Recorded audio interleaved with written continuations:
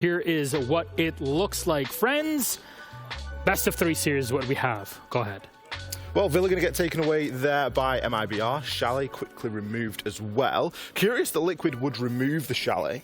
They're a team that are very capable on said map, but since haven't had much success inside of the 6th Invitational on it. Bank going to be our first pick there by MIBR, followed up by an Oregon. Now, we know that Bank is a great map for MIBR. They've had some success there of late. Played it twice, won it twice. They beat Space Station and OXG. Oregon, on the flip side for Liquid, again, is a very, very good map. I mean, good map is kind of underselling it. When will teams learn to ban this map against Team Liquid? They've got a 15-map win streak on Oregon, dated back to last year's SI. Since then, they've beaten G2, Empire, TSM, FaZe Clan, Malvinas, Phoenix Esports, Ninjas in Pajamas, Team 1, W7M, Team 1 again, Santos Esports, NIP again, Rogue, Space Station, and FaZe Clan. But yeah, maybe MIBR will be the ones to win. You okay there? You need can I get you water or anything? Are you out of breath? I'm all right. What just happened? No, I love the selection phase thus far, but the decider map honestly might still be mandatory, even though we've seen Liquid clock Brazilian teams in this tournament 2-0. Maybe we'll need a little bit more of a classic LATAM banger, and that's where Coastline comes back into the fold. We start with the LATAM playground of Bank that we saw all the way back 2 years ago. You would see Latin American teams run roughshod over this map. When that got taken out of the pool, they tried Consulate instead. When that was gone and Bank was reintroduced, they have continued to excel on it, and that Oregon, specifically for Team Liquid, being so potent means MIBR must win their map pick, or Coastline might not even be necessary. Well, let's talk about that Bank then and see just a bit, because our lobby is pretty much ready. You see our players just kind of huddling in. What can we expect here on Bank for MIBR? Well, MIBR, we saw that clip from Team Liquid the other day against TSM on Bank, but for their part, I think it's going to be a strong one. I understand why they picked it. A 3-game win streak from MIBR with 2 big matches here in Sweden. They beat Oxygen 7-3 in groups and then knocked out SSG with a heartbreaking 8-7 map 3 in the lower bracket. This is one that they have found huge wins on in the past, and hopefully, for their sake, they're going to get another one today. I think that Bank really, there's lots going to hinge on there as a map. You mentioned there, Jacob, about the risk of this going to all 3. And I think that we could very well be inside of that. We've seen Liquid have some really tough games, and they've really been pushed in their recent game. You think back to that one they played against TSM, it went to all available rounds, bar 1. So, again, we could be in for quite a long morning, but I'm here for it. I can't wait to get stuck in. Jacob, your last thoughts on it? I just look at what happened when TSM and Team Liquid played, and they played map 1 on Bank, and I'm questioning whether a team like MIBR is capable of doing the exact same strategy against Team Liquid. It was a matter of meeting them head first, ensuring that any time Team Liquid tried something crafty or crazy or maybe outside of the box, there was nothing that Liquid were really able to do to counter it until it was far too late and we were already in an overtime scenario. So I'm kind of just comparing in my head TSM to MIBR. Do MIBR have the secret sauce that can also catapult them over the horses? At this point, I don't know, but I'm very keen to find out. Secret sauces and horses, that's exactly what we're talking about here. X, Jacob, and Jesse, thank you boys so very much. That was our introduction for our first game. It's all Brazil on either side. MIBR versus Team Liquid. Let's kick off our Invitational final stage. That's Ace, all yours. Thank you very much, Milos, and welcome to the casting desk for this LATAM showdown. I'm Des, this is Tim. Tim, I love the jacket, by the way. I love your bow tie, Des. Thanks, I mate. feel like yours matches mine better. Jacket swap? Maybe. Go on, let's give it a go. Why not? Let's just get it switched out. Nice and quick. Rather than looking like we're at a wedding, for example, this might work out a bit better. You've made a mess of it. Oh, I have, again. The cable hates me, but... As you're a nightmare on these intros. Sorry, mate. I really scuffed it up the other day as well. I tried to make a joke about your accident and simply couldn't get that done. There we go. How do I look? You're looking fly, mate. Oh. That jacket. Now nobody knows whose jacket's who. And you'll never know. Anyway, big LATAM... We will change back in a minute, I promise. Big LATAM showdown coming up here between these two teams. It's a shame that one has to go home. Liquid, we've said for the longest time, Nesk and Parley really deserve a win at some point. But on the other side of things, MIBR, they're starting to surprise people. They are. I think they've been sort of quietly going about their business throughout the tournament. This is a team that has been a very strong roster for a long time. The reason you haven't heard much about them in 2021 is because of injuries and, you know, other issues that have just prevented them from delivering the best, essentially. But when they show up, believe me, they can be phenomenal. Looking back to 2020, they were under the Team 1 banner, but this roster was just dominating BR6. I remember a specific game where they came out, it was best of 2 back then. They beat Liquid 2-0. Straight across, no problems. It was a really good day for them. Whether they're going to have another such a strong day, time will tell. Absolutely. There's a number of stats that we were looking at coming into this game as well, and the one that really catches me is that MIBR are -8 on entry, Tim. They haven't been the best in these entry battles, but every single player is positive in KD. So even when they aren't finding the entry, they're still fragging out big time. They're really delivering the big bucks, and hopefully in this game they can keep themselves from going home. A reminder once more, the loser of this game goes home. Liquid or MIBR will not be in our final 5 teams, but let's get into it. The first game on our 6th Invitational 2022 stage. Liquid versus MIBR. It's on Bank, and this is going to be a real screamer, Tim. A humdinger, you might say, Des. We are lining up for. If you're a little bit newer to the LATAM region, maybe you've probably caught an MIBR game here or there, but if you're looking at this roster, we all know who to look at on the side of Team Liquid. We know Nesk and Palu are the ones to keep an eye on, but who are you looking at on the side of MIBR? Well, apart from all of them, I'd tell you to keep an eye on Felipox and keep an eye on Lukid. Those 2 players are going to do special things if there's the opportunity in front of them. Lukid, the ludicrous. We've said it before at previous events, Tim. He can really put on a show when it counts most. For Felipox, I'm curious how he's going to stack up today against the likes of Nesk and Palu. Yes, he's had a good tournament, but still quite a way behind them in rating. I think 0.15 behind Nesk. On the entries, low them. On the KD, he's way lower, because between them, by the way, Nesk and Palu, they're like plus 104 on KD. They are absolutely having a fantastic tournament.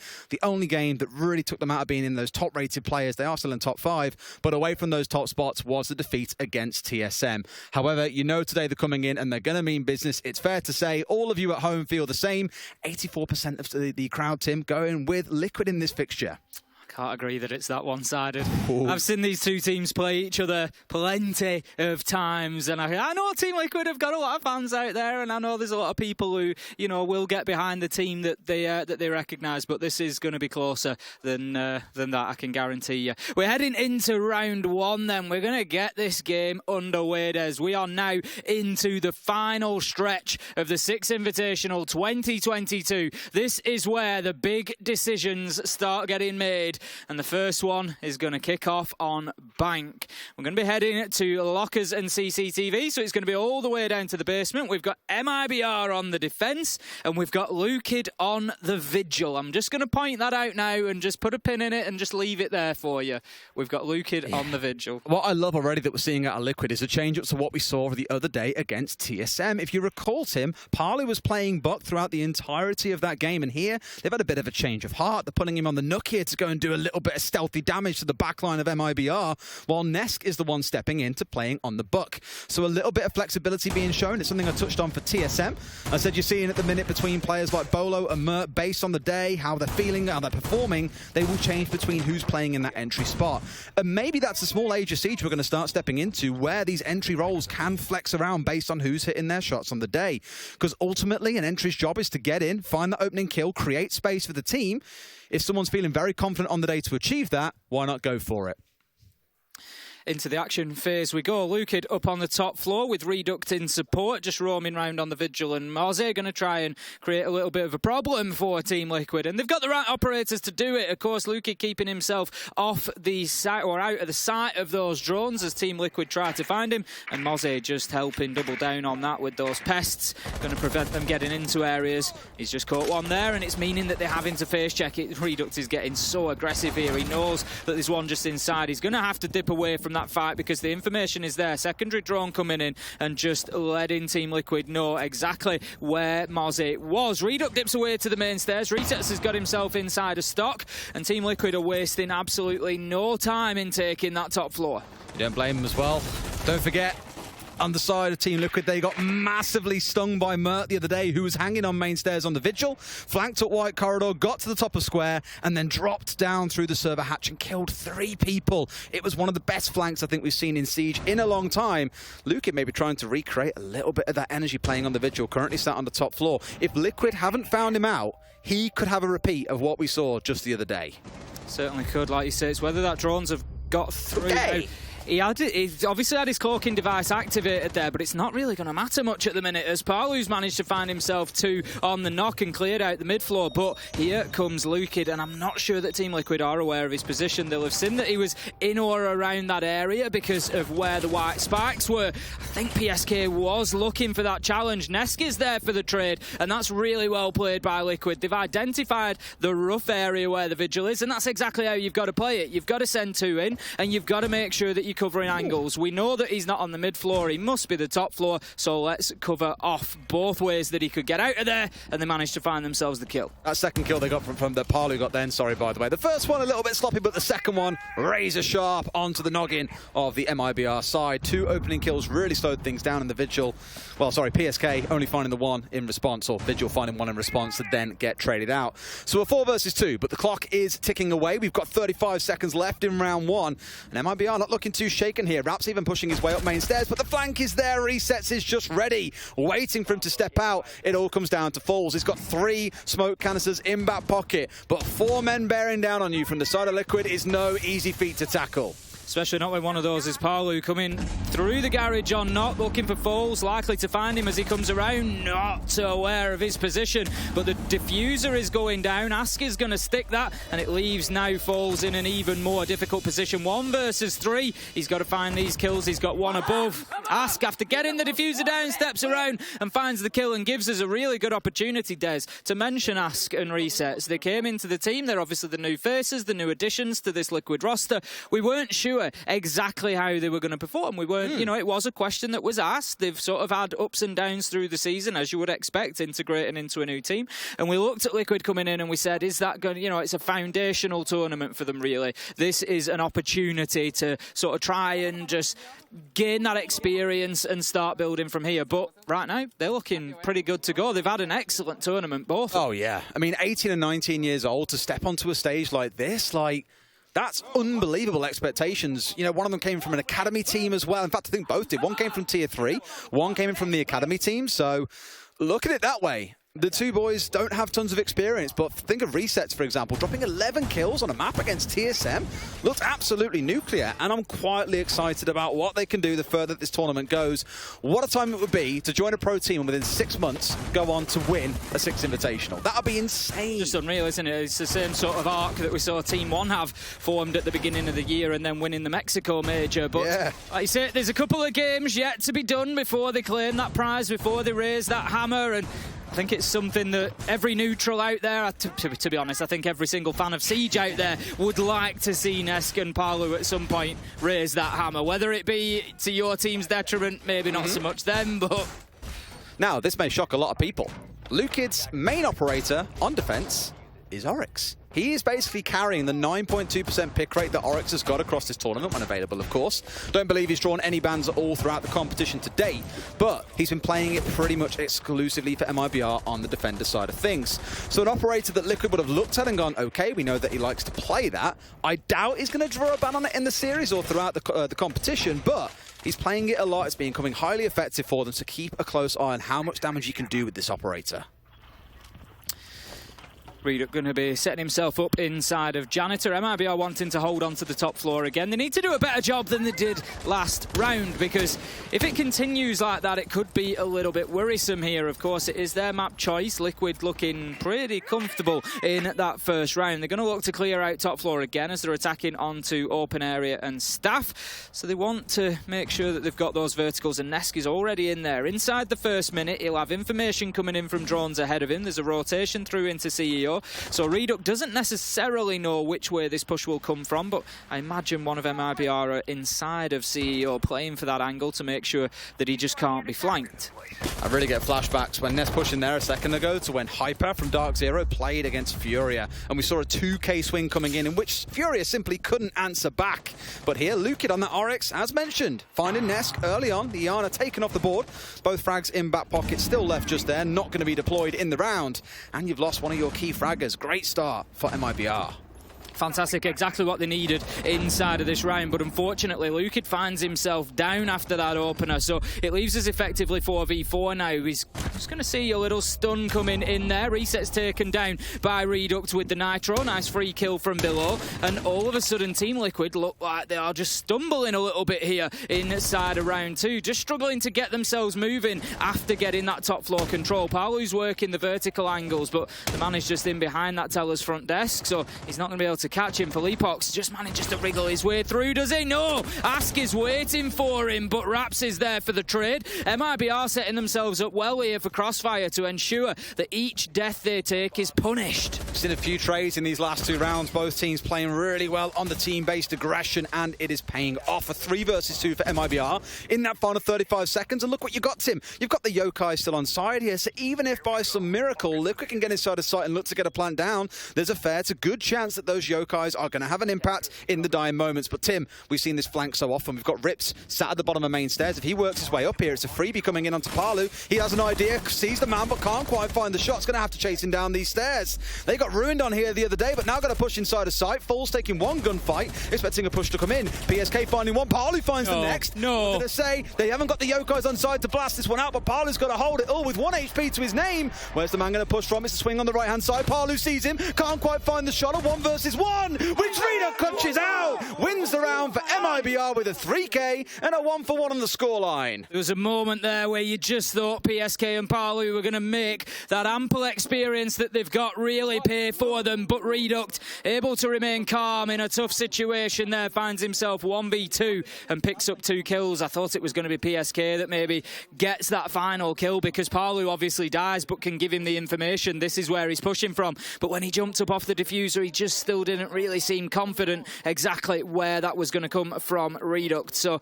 that leaves us now in a 1-1 on the scoreboard after 2 rounds, and both teams have had great passages of play so far. If this continues, we could be on for a war. A real war indeed, Tim. I mean, that round you're looking at probably Liquid's case and thinking, we've got the advantage here. I love that. I love that we have those reaction cams for this as well. Beautiful stuff. Muted faces on the side of Liquid as you come to expect, but not yet both beaten and broken. It is only 1-1. It is only early doors. Down we head once again into the basement, Tim. Clearly, MIBR feeling they can make it work this time around. That's it. They're going to have to do something different, though, because Team Liquid were very, very dominant on the attack of this site. It was 4v1 at a point. It was very, very difficult. All left up to falls down inside a site on the smoke to try and hold things down, and it was never going to happen. So MIBR, they need to not be throwing their lives away. They got very aggressive in that first round. We saw Reduct on the Mozzie getting right up to that double door of square skylight, and you could see that Team Liquid, they were being cautious. They were covering the due diligence. They were going in there. They had the second drone coming in. They knew exactly where he was, and he was looking not to get cut off by resets coming in through stock. So I think maybe just a little bit more tempered aggression for MIBR this time. I was a little bit nervous for Palu in the last round, admittedly. He was up on the top floor on the book entirely alone. You had PSK out by ATMs. You had Ask out towards Loan Office, watching down towards the open area hallway.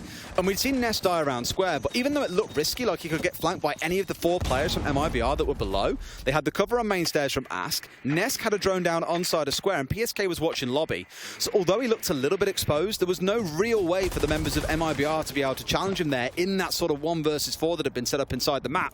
So for Liquid, it was very patient. They had their point man doing all the hard work for them, and it didn't fall apart despite Nesk going down early. So it was a good structure to the attack overall coming out of Liquid, just showing again, they've got that teamwork, they've got the strategy in mind, they know what it is they need to do, and even have redundancies built in.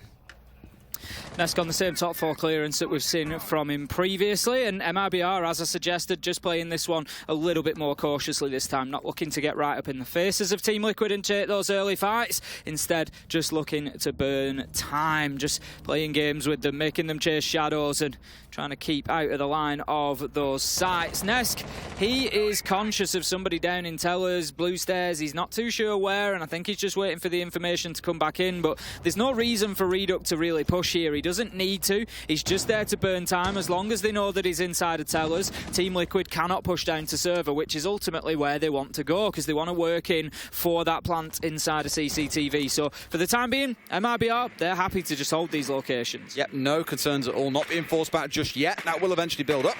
Read up to the one holding around Archives, Luke in an open area, and he finds the fight against Parlo as well, who came pushing in from open area. A great trade coming in from Resets, though. Steps across and through the soft wall, gets himself a shot straight through, and trades it back on the other side. The two entries falling by the wayside.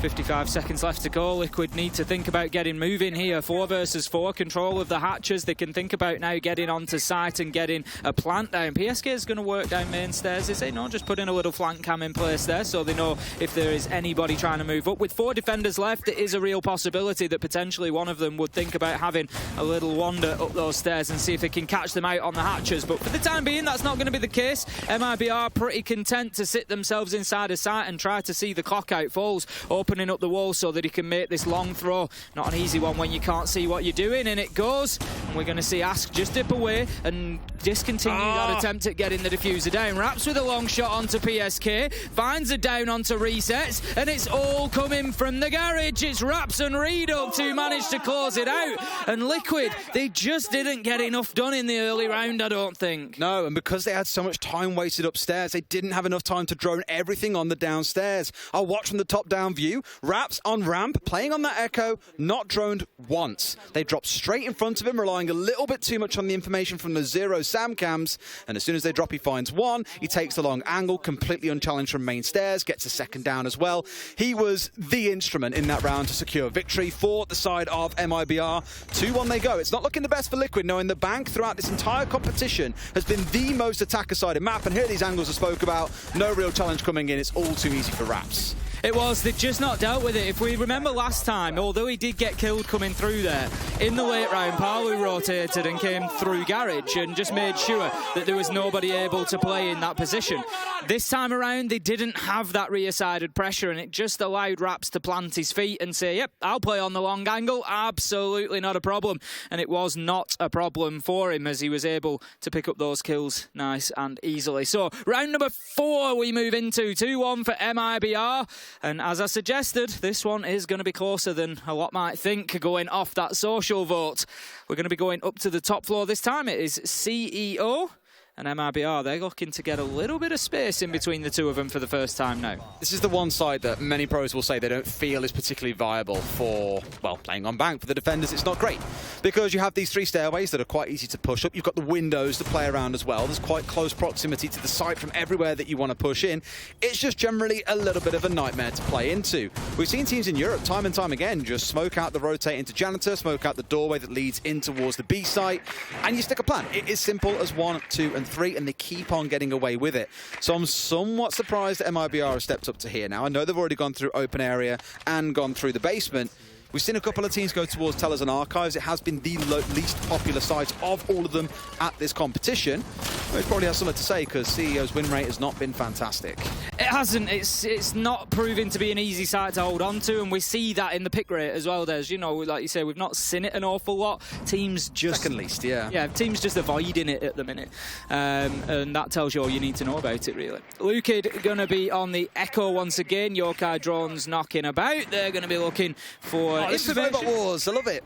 Just chasing each other around, trying to find the kill onto the drones, and then it's going to get a little bit more serious when it comes to finding kills onto each other. 1 minute 45 left to go, so we're almost halfway through the round. Liquid yet to get themselves established inside the building. There's 3 of them on the windows at the minute, Des.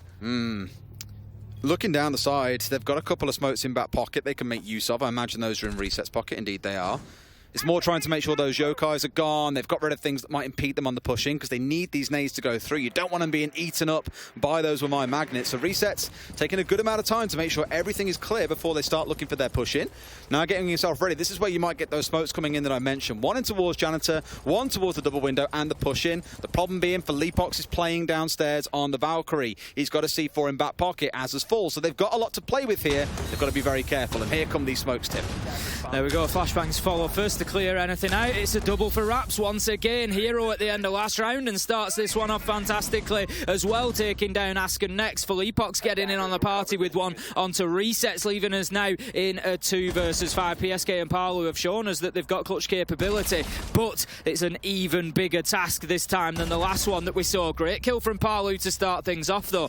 35 seconds left to go. PSK has diffuser in hand, so it's not the end of the world for Team Liquid here, but it is still a steep challenge in front of them. They are pushing opposite directions, which may well play into them, but PSK just found out by the proximity alarm. The second comes in onto Palu. That's going to be the round MIBR, and they're looking comfortable at the minute. As soon as you saw 3 players on Windows, you knew that was the game plan in that round for Team Liquid. They really had to make it work, and the smokes came out. They had everything lined up, but just ignored the FMG bearing smoke off to the side, who killed 2. They had the C4s from below. 1 came from Janitor.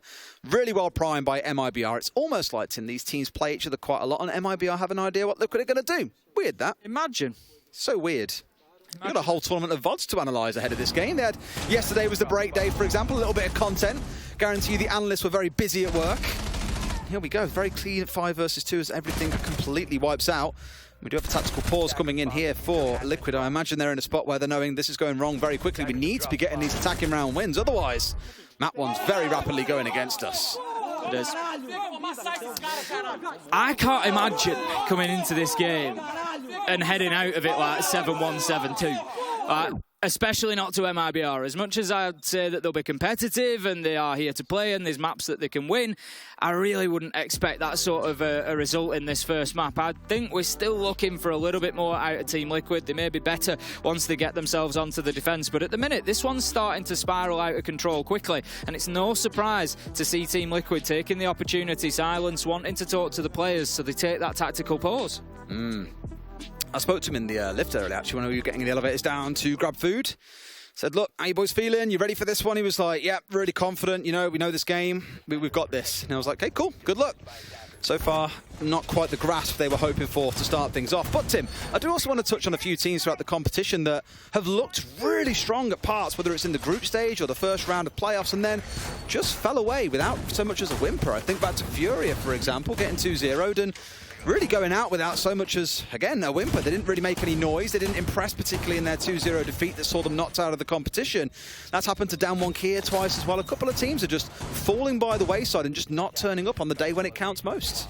That's the key. I spoke to Twister after Furia had unfortunately departed the tournament, and he said, you know, they were really disappointed because of the fact that they'd played so well to begin with, and they'd gone through top of the group, and you know they were really finding wins. He said, and then I don't know what happened on that last match. We just didn't turn up. Like, you know, it's as simple as that, and it does happen sometimes, not just in Siege, but any esport, any sport. Sometimes, you know, the team that might come in favourite to something, the team that you're expecting a big performance out of, can't always deliver it. And right now, it's certainly seeming like one of those days for Team Liquid. If you remember at the beginning of the tournament, whether on cast or off, I was saying Team Liquid look really dangerous here. They're playing for fun, which is, when that happens, it's a problem, because when Nesk and Palu can just start bouncing off each other and chasing kills, and it's an absolute nightmare to try and keep hold of. But last couple of games just really dropped off. What's really scary is this game started out the same way as their game against TSM. The first round, Liquid come out the gates and they are absolutely smashing the other team for fun.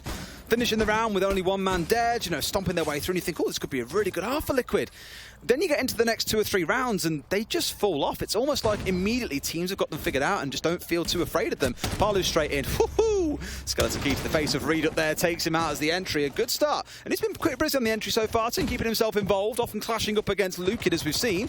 This time around, it was Reed up to the mute that was the unlucky benefactor of a shotgun shell to the face. 5 versus 4.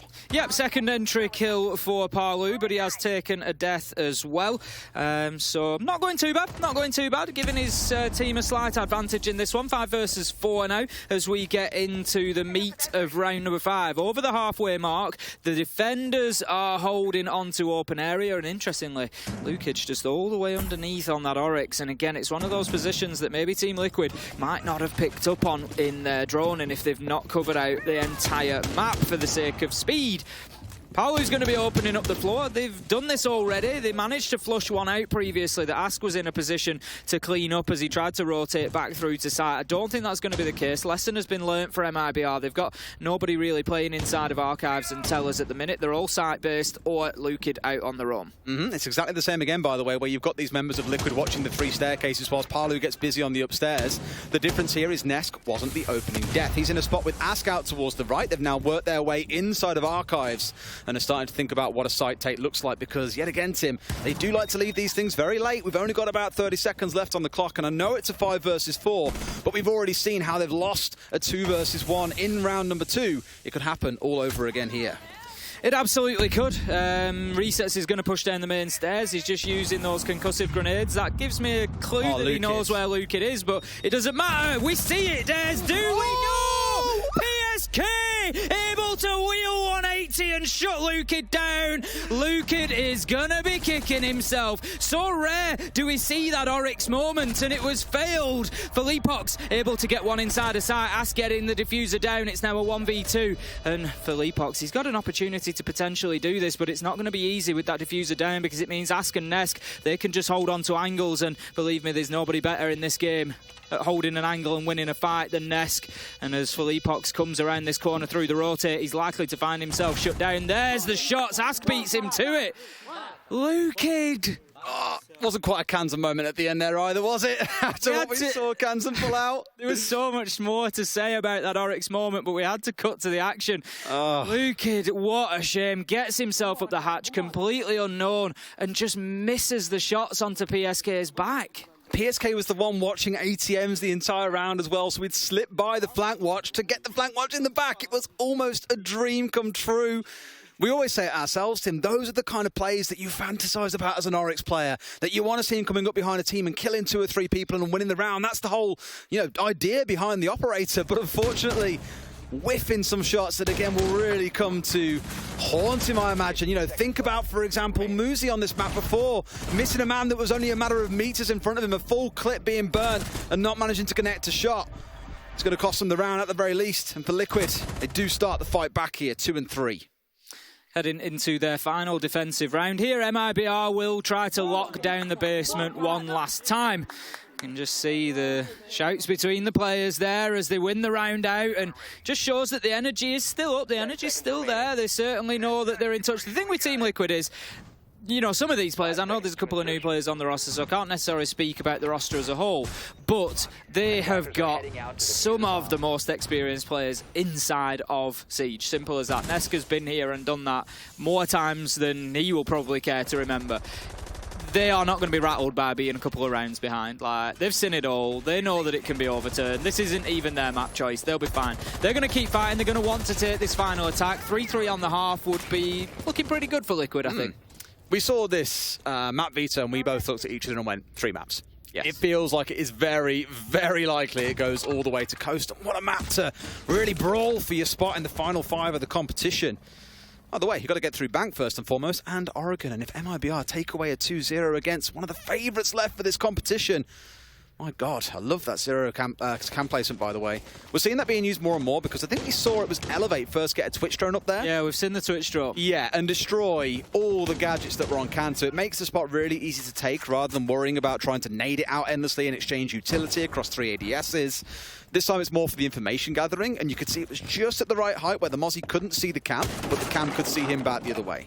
Paulu's got vertical control once again. He's going to hold down Teller's door because they know that Philippox is underneath there, and they're looking to maybe chase him out, but I'm not sure if they're just a little bit too late. The rotation is in place, and I think that the Mozzie is long gone at this point. He is indeed back down to sight, so Liquid maybe missing their opportunity there. They spotted out Philippox on the 0 cam, but just weren't in a position to move quickly enough on it to be able to find the kill. But it's not the end of the world. The more important thing is that they've got the map control. Luke there, don't get overexcited, just taking out a Gemini drone that was being sent in by Nesk, so they know that the top of blue is being avidly watched. And here comes the utility burn. Luke dropping away. Needs to be careful that he doesn't just extend the range too much there, because with the shotgun, that's not going to be easy. C4 nicely avoided, fancy footwork, and there we go. He switches to the SMG, finds Palu, but shut down by Nesk. Beautiful stuff. Almost found a 2K there. Imagine you bring down Nesk and Palu in the same moment. That's always going to be a hard one, but finds one, and it's not a bad one to find. Palu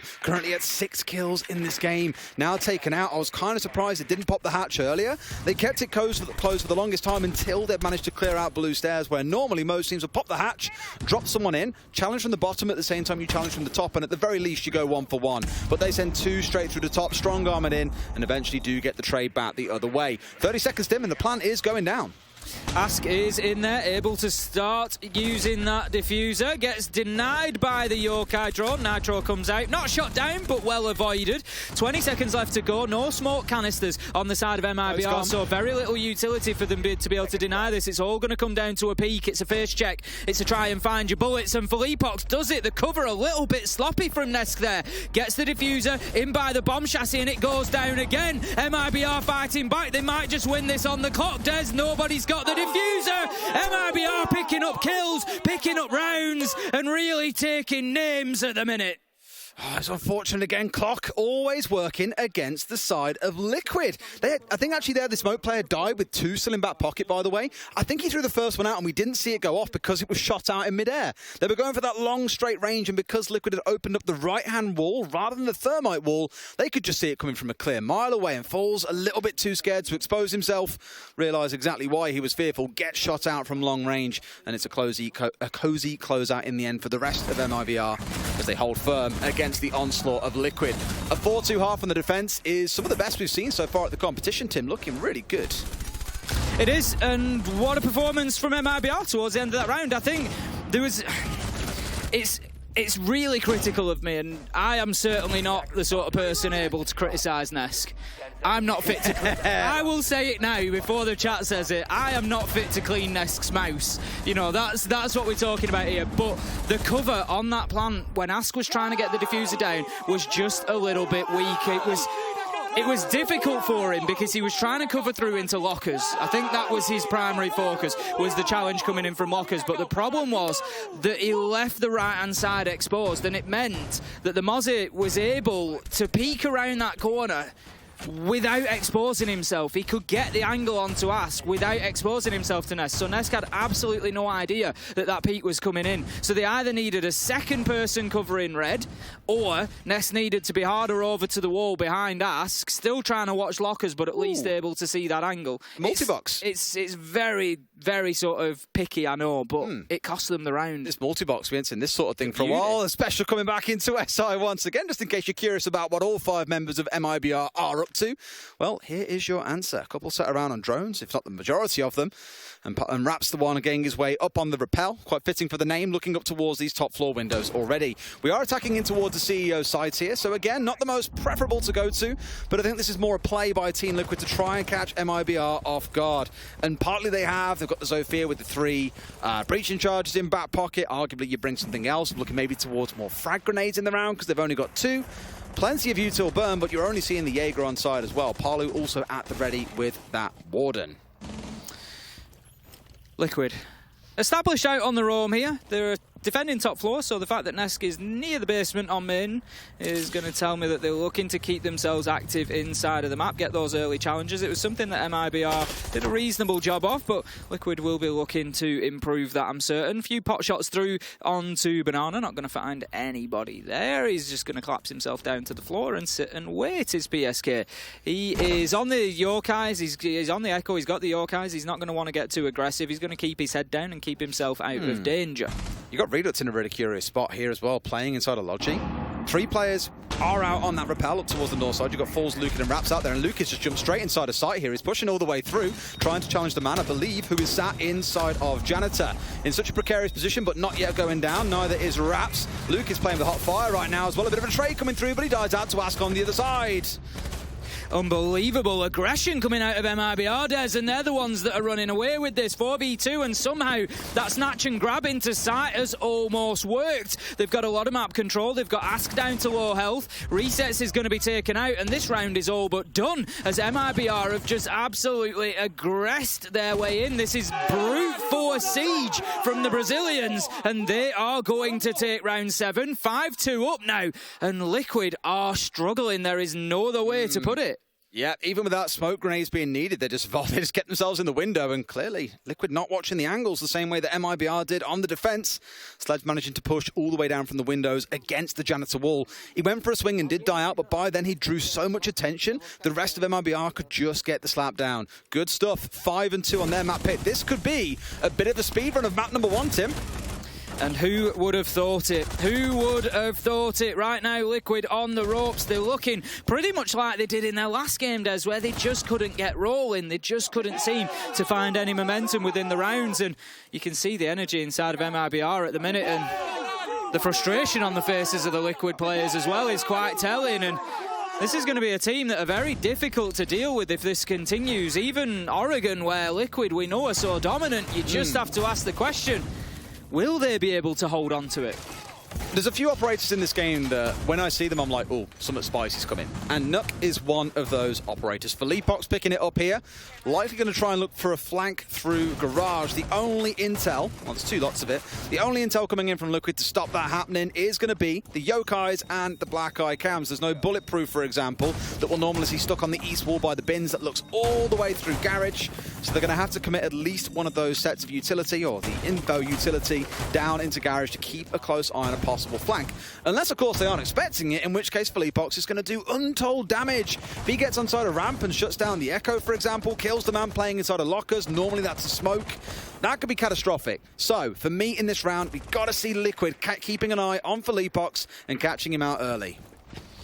Philippox moving in quickly, isn't he, on the knock there? He's going to use that Hell Presence reduction device, which will keep him off the cameras so long as he keeps his speed down. If he goes for a little run, a little jog, then it will show a glitch on them, but obviously it's dependent on the defenders spotting that out as well. Raps is moving in rapidly here, and MIBR, Des, they are impressive. 35 seconds into the round, they're starting to open hatches up. This is unreal. Liquid are going to be under so much pressure in the late stages of this round. Think about MIBR, they were roaming on top floor, had 2 members up there in the defensive half, and Liquid only really got control of a possible execute at about 30 seconds to go. That was the story of their first half, so it's looking great. They have got the Valkyrie cams out in the map, which will feed them a little bit of information, but again, for me, it's Philippox and the damage that he can do. If all the focus is on what's going on the ground floor, it's only going to take him for one to hit one nice flank, and suddenly you're losing 2 or 3 members. A great spot from Liquid there, going to take away some of that information utility from Team Liquid as well. They just feel like they're being penned further and further back in with less and less to go on here, Des. Ask is going to be very, very important on the Warden at the top of these blue stairs. We've seen how effective this operator can be up here, especially being able to avoid those flashes and smokes that might come in to try and move them along. It's not important when you've got the glasses that will just clear the effects. Ask going to hold on to that shotgun for as long as possible. Likely to play his entire life here. In comes the first. That's the utility burn. The flashes, as you can see, won't have any impact. I would have expected to see a frag grenade come in there to clear the shield as well, but it hasn't as of yet. But Raps has got himself downstairs. He's found a kill onto Palu, and this could rattle Team Liquid now, Des. It could just change their focus. It could make them panic. Nesk taken down in a trade after he finds Falls. 4 versus 3, 4 versus 2, and once again, it's a round that's landsliding towards MIBR. Philippox found the kill inside of Garage as well. Not that it matters because the rest of them have flooded site here. Raps getting the plant down inside the locker. A 4 versus 1 reset coming in through Magic, looking out the back towards lockers. They know where he is the problem here, Tim. No matter what he does, the Volt call's going to be there. Philippox losing out in the 1 versus 1. A swing comes in as he finds a second reset. Surely can't reset this round and bring it back to a 1v1, can he, Tim? Here we go. Lukid stepping inside. There's one at distance as well. Going to try and go for the defuse as the swing comes round. Finds a couple of shots onto Lukid, but gets closed down by Redux. MIBR are up 6-2, and Liquid, where are you? Liquid reeling right now. They've already used the tactical timeout, so they can't even take the foot off the gas here. They can't even stop things to have a chat. This is all up to MIBR, who are firmly in the driving seat right now on Bank. And Liquid, they are, unfortunate to say it, getting a bit of a schooling here because MIBR are just unstoppable. The aggression again. That's 2 rounds that we've seen them do that. Top floor and lockers. Just, if we can't find a kill out on the roam, we're going to come into sight and find it instead. And they're just confident that they will have more standing at the end of that bloodbath, and they have had so far. Just hitting some big shots, and Liquid being caught a bit asleep at the wheel. I was talking to someone earlier on and saying, really, there's 2 sides to Siege. There's the FPS side of it, hitting your gunshots. There's the more chess-like side of it. It's about the strats. The fear for me here for Liquid is they're not just losing in one and they can't rely on the other, they're losing in both. Whether it comes down to the roams, which they simply aren't doing, and MIBR are fully exploiting that, to the information they've got on site, to the gunfights themselves, it is just all falling by the wayside. Shout out to the supports, by the way. Reduct on 11-2 as a support player. Beautiful game that he's having so far. Oh, he's going absolutely crazy. Raps as well, the two of them between them, 23 kills. You can just see that they're absolutely decimating Liquid just between the two of them. If I do some quick maths, actually, 6, 9, 12, 17, 22 kills on the side of Team Liquid, Des. 23 between Reduct and Raps. And that tells you the story. Tells you pretty much everything. And a quick check on the entry as well. Overwhelmingly, it does feel like it's going in the side of MIBR. By my count, Liquid have only won 3 of the opening kills, and even in that case, they've only gone on to win 2 of those rounds. Of course, the one that we saw back in round 7 in CEO, we did have the entry coming in for them, but then a flurry of kills. 3 of them came back to MIBR, and they've just not stopped dominating since then. 24, I apologise. My quick maths were not quick enough. Well, they were too quick and not accurate enough, but still, my point stands. The fact that 2 players on MIBR are reaching those same numbers is exactly where Team Liquid are struggling, and they need to start finding some kills. They need to start winning some gunfights, because that's what it's coming down to. Yep. MIBR are just going in and just taking every gunfight they can find and winning them. Philippox is creeping through. Oh, surely not. I'm not sure that Nesk is aware of this. Nesk was down there on the Valkyrie. Surely not. Just barricading. If Philippox moves quickly, maybe he catches him. He's doing another. He hears the sound. He goes for the shot. And he finds the man.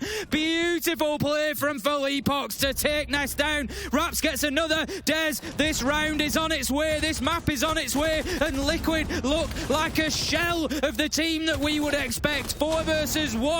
As it comes in, Raps gets the final kill, and MIBR have just gone for a bank, any percent speed run, and boy, I think they might just have the title. They might just be in the top 5 at the very least, Tim. That was dominating. The painful thing, that first kill in the final round really summed it up for me as well. You've got the Evil Eyes on side, you've got Valkyrie cameras, it's not even a Nook pushing you up through Garage, it's a Sophia. He walks up, he gets a freebie, and the whole team then just flood in, slaughter Liquid, and without so much as a whimper, they found themselves losing map number 1. This is how so many teams, Furia, one of the others from LATAM, have gone out of this competition, and no one wants to see Liquid go out the same way. Many coin them to be in the final against TSM, fighting back from the lower bracket, but it could just be MIBR going on that run. I love that play from Liquid, absolutely brilliant. Just he hears the first barricade, and then he's like, has Ness gone? Is it, he doesn't know it's Ness, but have they gone? Are they still there? What's going on? And then as soon as he hears that second, that's it, he just comes to life, absolutely explodes. Nuclear game overall. It makes me a bit more worried for Oregon. I know we always say a series ain't over until it's over. Siege is a game of 2 halves. We've had all kinds of sayings over the years about ways you can describe the flow of Siege and how it can come and go in a moment's notice. But for me, Tim, it feels like Liquid have yet to wake up. They have a very short break here in which to make this work. Otherwise, their dream run, it ends now. It certainly does, and the thing is, they've been stunned now. The problem is how do they react to this. This isn't now about coming in and just winning another map to keep yourself in it. Granted, it's Oregon. That's going to be a boost for them. But the nature of that victory for MIBR, that's going to give them all the confidence that they need to come in here and be like, yeah, we can take Oregon from Liquid. We can take anything from Liquid right now. As TSM showed they can do as well. Liquid didn't recover back on that day. If MIBR really keep on pressing this, because they look rattled right now, Liquid. They just keep on finding all these gunfights. They're finding in the entries, the strategical advantages as well. Like I said, neither side of the kind of 2-piece puzzle that you've got in Siege, the gunfights or the strategy, is working for Liquid right now. It's not good. It's really not. They just cannot find a single answer. And it just, whatever the question is, I don't think they even know the question right now. Can't find the answer if you don't know the question, but there's going to be a lot of fact-finding for Liquid to go away and do during this break. We'll cut to a quick break, and when we're back in a few minutes, Oregon awaits. See you then.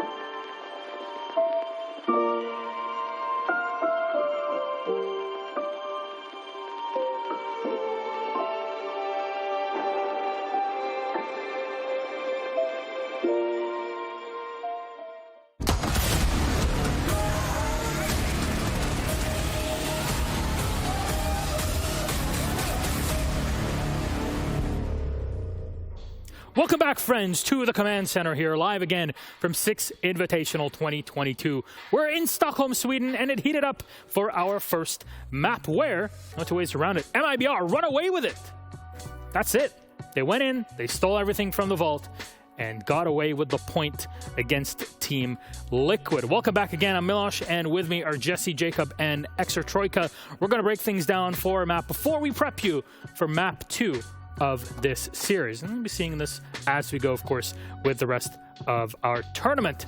First up, major story, MIBR taking down Liquid on Bank. What's going on, Jacob? I mean, we did need MIBR to win this map. If they didn't, they were going to go to Oregon down a map that, again, Liquid have had a really good win streak on. However, we're looking at a case now where MIBR not only won the map, they kind of smoked Liquid when it was all said and done. That is an incredibly good momentum starter for the rest of the series overall. Definitely so. We'll take a look at that scoreboard and see what it looks like. And I'll turn to you, Ollie. I want to see exactly what was happening there and who was performing at their best. So what is there to look at in general for these teams, and who really popped off in your opinion watching this matchup? Well, we mentioned that it was a very quick game. There was a little bit of opportunity in that game for a couple of players to pop off, particularly on the side of MIBR. It was a heist, it was a robbery, it was everything that you want a bank to be if you are not Team Liquid, as they really never really got themselves going there. I think there was a bit of a lackluster performance from a lot of the guys on Liquid, some very unsure pushes, which really resulted in very sort of difficult planting situations, starting off on the attack there. And with the bans that we saw, we were kind of anticipating this to be relatively attacker-sided. We saw an Osa ban, and a Thatcher ban, and a Cade ban. So with those three, you typically look at that and go, well, all hard breaches are available, so we shouldn't really have too much of a problem here. But Liquid came across quite a lot of problems. And you know what? What I love about Invitational so far is that we've been able to see Osa play and actually seeing how she's being translated in. We saw quite a bit of it on Coastline, but what would have been the adaptation for Bank? Though, a graphic, let's put it up on the screen. See who performed at the top of their game in the first map. Remember, we talked about this before we started the match. The entry fraggers needed to perform, and MIBR needed to grab this first map. Here's what it looks like. Raps on top, 14-6, Ollie. Yeah, Raps did a cracking job there. I think a player that's maybe had a quieter tournament than the rest of the guys. You notice Foul sitting there at 1 and 5, Lukid 6 and 6, Felipox 8 and 6. They're three players that you expect to be nearest the top end of that scoreboard. I think a place that MIBR did exceptionally well here, and it kind of ties into what Jesse was talking about before the whole game started, was those entries. MIBR were hot on the entry, and it really assisted them in converting that entry then into a round win. Well, Raps looks like definitely the MVP of this first map. Any more that we could look at beyond just the scoreboard here, Mr. Jesse? Yeah, I think Raps had some really impactful frags throughout that game. I mean, he was definitely the MVP in my mind. The way that he was able to go for some incredible swings on defense, he was killing it. That echo play down in the basement from the garage, it was something that Liquid just didn't really seem like they knew how to deal with. There was never anybody coming through garage on Team Liquid's side. They weren't trying to push him down main stairs. He had that perfect long angle to look into the bomb site and get a ton of kills. I also thought on that top floor bomb site, he was doing a really good job swinging on the windows. He dropped Ask with a defuse kit back in round 4, and it was a beautiful swing to make all of that happen. Switched to attack and kind of kept doing it on the Buck, honestly. And that's it. I love seeing great Buck players, especially on Bank. That sort of flexibility is what we're looking for. Though, our next topic is our next map in this series. Just in case you forgot what these maps were, let's pop them up at the bottom. Our map ban. Again, 7-map pool, ban, pick, ban, decider. We already went through Banker map 1. Oregon is our second, and potentially, if Liquid is able to take map 2, we'll go to Coastline. So let's have a chat about Oregon. As you can see, it is Liquid's map pick.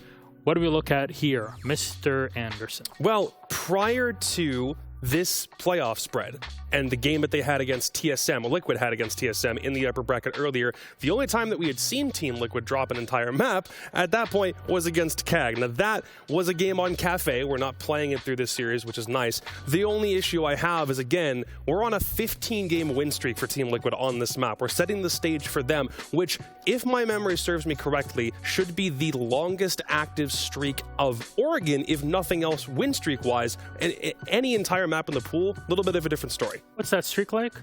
You want to know what teams they were able to beat? Yeah, Rep got who they beat again. Yeah, who was it? Take a deep breath, Jesse.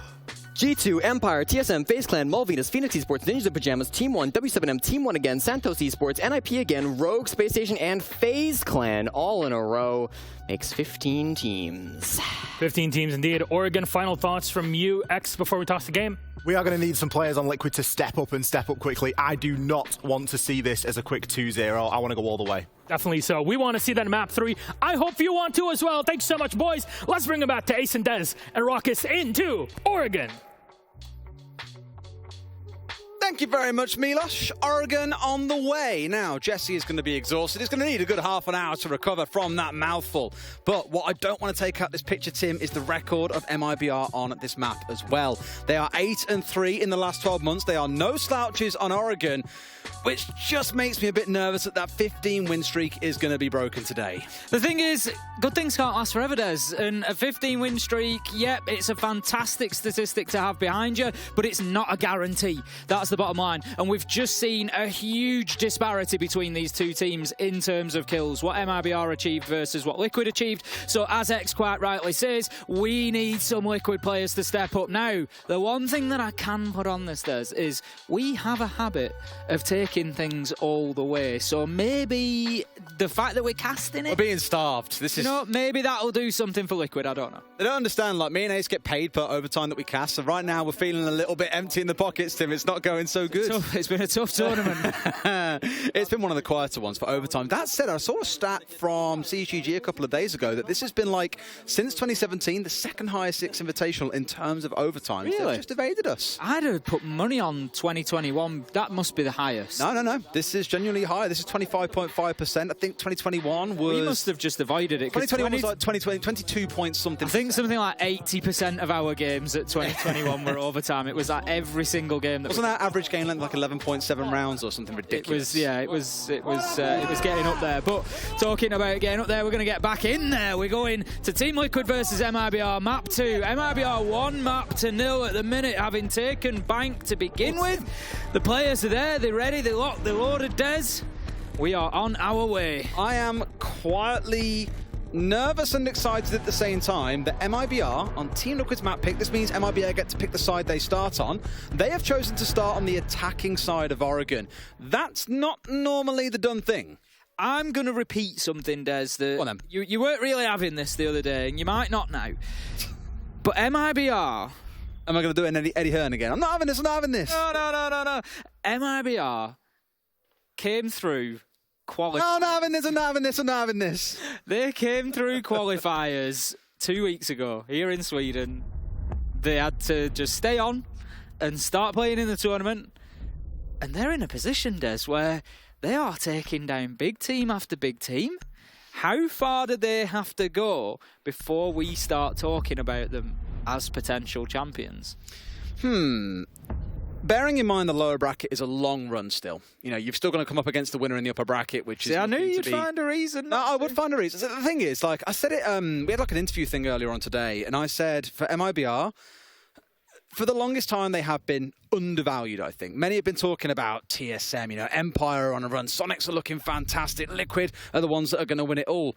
No one's really had this conversation about MIBR, and truth be told, I did do away with the argument of they beat NIP, they beat SSG. SSG have got 2 new team members. NIP have not looked themselves as competition. It's all well and good for the storyline that they beat those teams, but we haven't seen teams at their best yet against them. And I don't want to underplay their achievements. They're about to win. They're about to be in the final few teams left. They are a good team, but Liquid did not show up to play on that last map. Ness was like 3-6 when I checked his KD at one point. When does Ness ever drop a horrible 0.5 KD like that? Almost never. It needs to change on this map, otherwise, yes, MIBR, I don't know what it is, but it's like when you come up against them, you lose your strength, whatever, they do look lights out good like a good team, but others really need to step up and give them a good challenge, because so far, they're not getting that. Now then, Liquid, this is your time. This is the one opportunity you are going to get to step up and keep yourself in the Six Invitational. Those are the stakes right now. This could be another year, Des, that Team Liquid get here, that they look good, and that they just don't make it over the line. If they lose here on Oregon, that is it. They go home. Bye-bye. Simple as that. MIBR, they've got a little bit of breathing room now. They've got the good grace of a map, and should they lose, we will go to our decider, which is going to be a bloodbath, let me tell you, if we get there. Oh, yeah. Oh, yeah. But we are not there yet. We're heading to round 1. We're going to have MIBR on the attack. Liquid start things off by defending the bottom floor. And we've got Nesk and Resets, just interestingly, in a little duo there out in Freezer. They've dropped back now. I don't know what the initial plan was. They were maybe waiting for the push to come in, but it has come in from that side. So they've obviously decided not to stick around and challenge that. You see it all the time. It's the LATAM special, right? You have 2 players challenge at the bottom of Freezer. If one goes down, the other is there to get the refrag, rather than one player risking his life solo, just trying to keep players at bay. But a large part of it is getting rid of drones, for example, that come flooding in, of which MIBR haven't really directed any there just yet. You got Luki, who was initially pushing his way down through Freezer. He's still going to hang out in this area whilst he gets droned in, likely by Falls. And you've got 2 or 3 members also pushing up towards the north side. Falls himself is inside of main lobby and looking to open that hatch. So we are getting that 3-sided push that we're very used to seeing coming out. That one stopped... okay, no. That's fine, I get it. For a second, I did weirdly the same placed, thing, we couldn't see the Banshee there, and I was like, why has he just anchored it there? Then you hear the electrical fry, and you're like, got it. It was there to take the Banshee. Yes. So that's going to give Reduk the ability to continue moving. Oh no, the drop! It's a hot drop. In they go, and it's yet more aggression from MIBR, but look who just stood up. Team Liquid having absolutely none of it. Taking 3 kills down, losing 1, but that really isn't the end of the world. It's all coming from Freezer now. It's Lukid, it's Raps, and they know that they've got an opportunity here. There's the 2v3, everything calms down. This is just the dust settling right now, and everybody finding out exactly where they're standing. We can see operators on both sides of the table. We're on drones, we're on cams, just trying to find any information that they could as to how the chips lie after that. What can only be described as a barrage coming in from MIBR. He might just go for a swing here as well. If he's unlucky on timing, he gets swung at the same time he goes for this fight and does get traded out here. Oh, the unfortunate timing sees the kill and doesn't get traded back. Raps in and out like an assassin, finds PSK and brings it to a 2 versus 2. And the thing is, Tim, they didn't leave that hot drop super late. They went in for it at about the 1:30 mark. They've had about 1 minute and 20 still to play with here, and they've still got more time yet to get back on drones, to use the frag grenades in Iana's back pocket. There is every chance they win this, but let's not ignore the C4 that's in Palu's back pocket. Palu could be a real nightmare here in his position. His in-bunker is going to be very difficult to clear out. There comes the challenge. There was no other option. Palu, as I suggested, moves himself back in to supply there, gets the kill through into Freezer, and Lukid's no option but to push this forward. There's 1 to either side of him. He's in a crossfire. There's no way that I see him winning this. There's 1 in front, 1 behind. He's chasing them round and round in circles. Can he get 1? No. Palu shuts him down, and that's going to be Team Liquid taking the round. But they had to cling on for it, Des. I didn't expect it to be that close after the results of the hot drop. Oh, no, I mean, they killed 3. It was down to a 5 versus 2 straight away. But MIBR not quite giving up, keep on battling through and almost get it over the finish line, if not for the stone wall that is Palu. No one gets past. And I passed him in the corridor on the break. I ran across to the restroom and I said to him, oh, come on, you got this, Oregon's yours, you know. I believe you can do it. And he gave a very muted response. He was a bit like, yeah, like a small chuckle, but it was barely even a laugh. He's a quiet guy. He's a quiet guy himself, but I just thought it didn't feel like he was particularly enthused or ready for it. And maybe it's because he was taking the time to take a break between games. Who knows? But I did really think, okay, we've got to see them come out here fighting. And so far, round 1, there is some there. They're not over-celebrating yet. They know that it is a long road back. But at least 1 round is on the board, and that will get them started and warmed up. Going to be heading up to top floor then for round number 2. Going to be Dorms and Liquid. They've got to be able to find some confidence out of that round. They reacted well to the hot drop. They did let MIBR back into it a little bit, but you can't always control that. There's a lot of chaos going on. Kills are going to rain in, and sometimes you've just got to try and get the round over the line, and that's exactly what Liquid were able to do. This time, they're going to try and look, I'm sure, for a little bit more control here, just to build on that foundation that they've just set up. I don't think we're going to see the same sort of aggression coming out of MIBR here. It's something that worked for them on Bank, and so, yep, they thought, right, let's have a go at it. But I think they might start to just slow down a little bit. Now that Liquid have woken up and shown that they're going to react well to it, MIBR know they can't be playing 2v4 all the time. They need to be getting themselves an advantage, so I can't see a rush. There's always the potential for the double window, just try and get yourself in, but I say that, and Raps is already on his way upstairs on the knock. No one's on the shield as well. I mean, if you can get past the gadget, then fine. but they might just find him out here. Going to have to shoot it off the wall. That's why those Melusi Banshees can be so powerful. Rap's got to back away at least momentarily. What I find really interesting about this setup, Tim, is the shield inside of Trophy. Normally it's positioned in the middle of the room so you can challenge into the bedroom, but here instead it's kind of off towards the side like you see into Palu's left here. You haven't got the direct angle through to the bedroom door. You kind of have to swing out in a very risky way.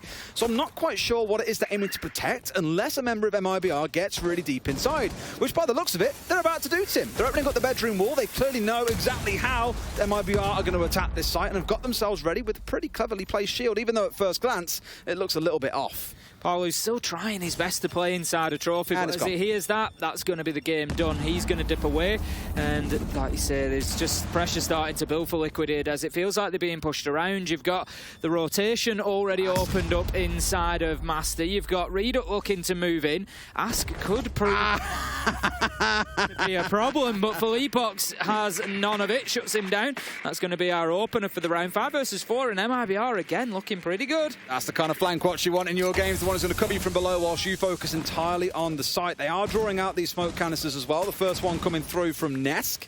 They can burn through a couple of more inside the first, 90 seconds or so? Beautiful. You've got loads to play with when it comes round to the execute. You've only got to dodge away from the 1C4.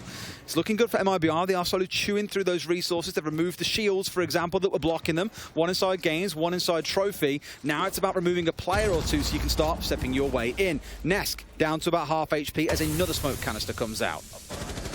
Rap's just trying to get moving here. It was an interesting early push. Look at Foles, he's straight through. He's potentially looking to get himself into sight. We've got Felipox underneath, but he's going to come to blows with resets in a minute. I don't think they're aware of resets here. Oh, what a beauty! Nice little one-tap headshot on the pistol. Resets onto Lukid. Palu manages to give Team Liquid an advantage with a kill onto Raps. Redux challenging down through the attic hatch. And once again, we find ourselves 3 versus 3. MIBR and Team Liquid really fighting tooth and nail for every single round here. It's close.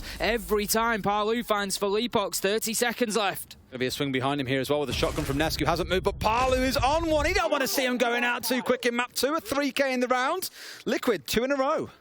I'm not sure where this Liquid was in the last map, but they are starting to wake up, and that's dangerous for MIBR. If a player like Palu starts taking the sort of game by the scruff of the neck and saying, like, I'm not going anywhere, then he can be a very dangerous thing. Picking up kills at the ends of both rounds there.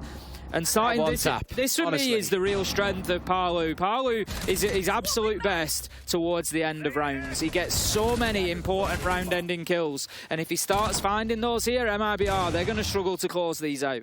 I love in a tournament where we've seen a lot of DMR play on Aruni, sorry, playing with the MK14. It's interesting to see someone going back and playing so heavily on the Roni and doing such work with it as well. 3 critical headshots flying through.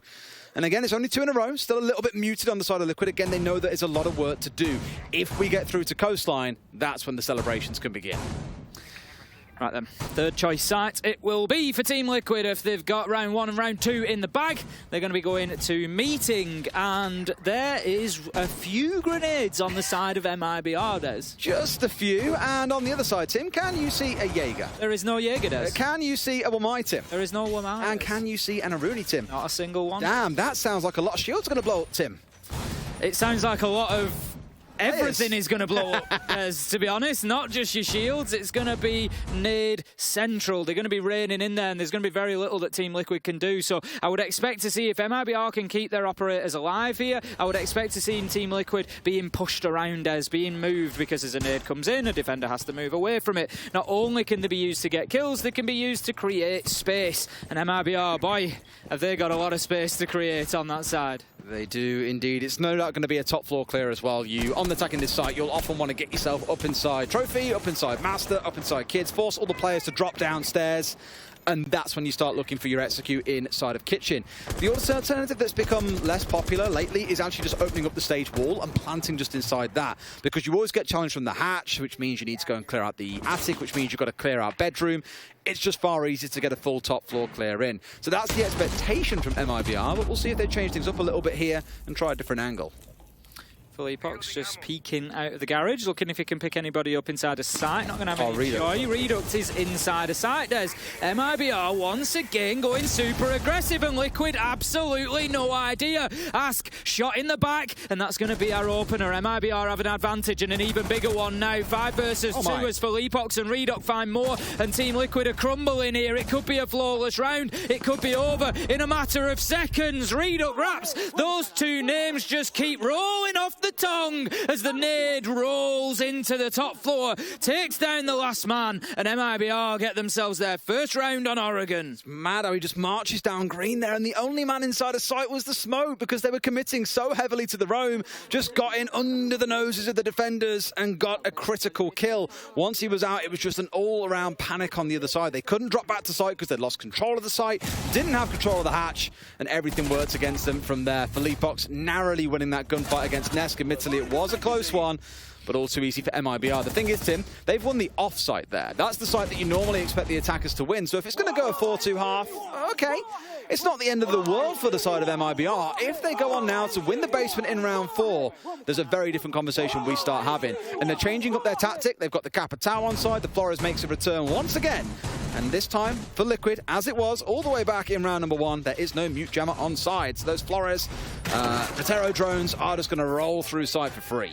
Well, I mean, we know for sure that it's going to be a gentler round from MIBR than the last time they attacked onto this side. Yeah. No way are they going to go for the hot drop and just try and get it explosively straight into site. It was shut down last time. This time we're going to see a proper MIBR attack here where they go in, they try to clear utility, they try to give themselves the space that they need. That's going to be the focus. What's really spicy about this comp, Tim? What do you normally need to open hatches?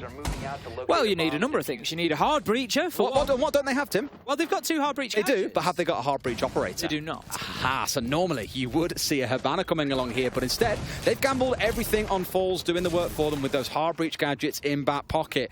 The downside to that slightly here, Tim, is they can only get 2 of the 3 hatches you're looking for. You've got the lobby hatch, you've got security hatch, you've got the meeting hatch. They have to pick 2, and they have to pick well. I wouldn't be surprised if they ignored the freezer one, because that's more to force defenders out of freezer. You very rarely actually drop through that hatch, so it's the one you can kind of do without as long as you aren't intending to push through freezer.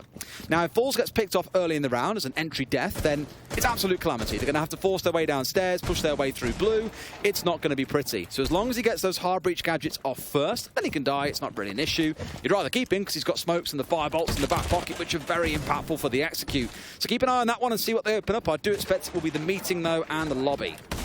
Or not, it's going to be freezer. Okay, so which one are they going to pick, Tim? It's probably going to be the meeting one. I feel like you cursed yourself there, Des. I did a little bit. It will absolutely be meeting. You have to get this open. Yeah, there's a lot less to be gained from getting the laundry hatch open. At the end of the day, they can put somebody down at the bottom of stairs and apply the same sort of pressure, so it's not really the end of the world for them. So that's those open. They're going to be looking to move in through bunker. Redux likely to see that first Rotero drone taken out by resets, although there's not a lot of gadgetry to try and keep resets in place on elbow there. So I would expect to see him moved quite early. As soon as the pressure starts mounting, he's likely going to dip back through that wall and look to throw that final reinforcement up that they've got in place. Oh no, he does have a shield. It wasn't quite visible from the top-down view. So, Redux doing everything he can to try and move people. I don't know. Oh, PSK! Oh, play from PSK. I'm just going to pick that up. I'm going to put that back down. There you go. I've still got my ADS to play behind. Casual as all hell, and he's dodging himself around firebolts as Redux and Lukid push inside of Tarp here. Now, PSK is playing in Harry Potter. If they don't know, oh, they do know because the droppers come through. It's Philippox getting one back the other side. Makes it 2 as well. This is a big shutdown. They've got control of blue. They've got control of the north, and they now need to get rid of Ask. Falls is holding the angle. MIBR, like clockwork in this round, have destroyed Liquid. Palu finding one back. Surely, Tim, we're not going to see another clutch out. So casual, that headshot from Palu there. It's just technically an absolute wizard.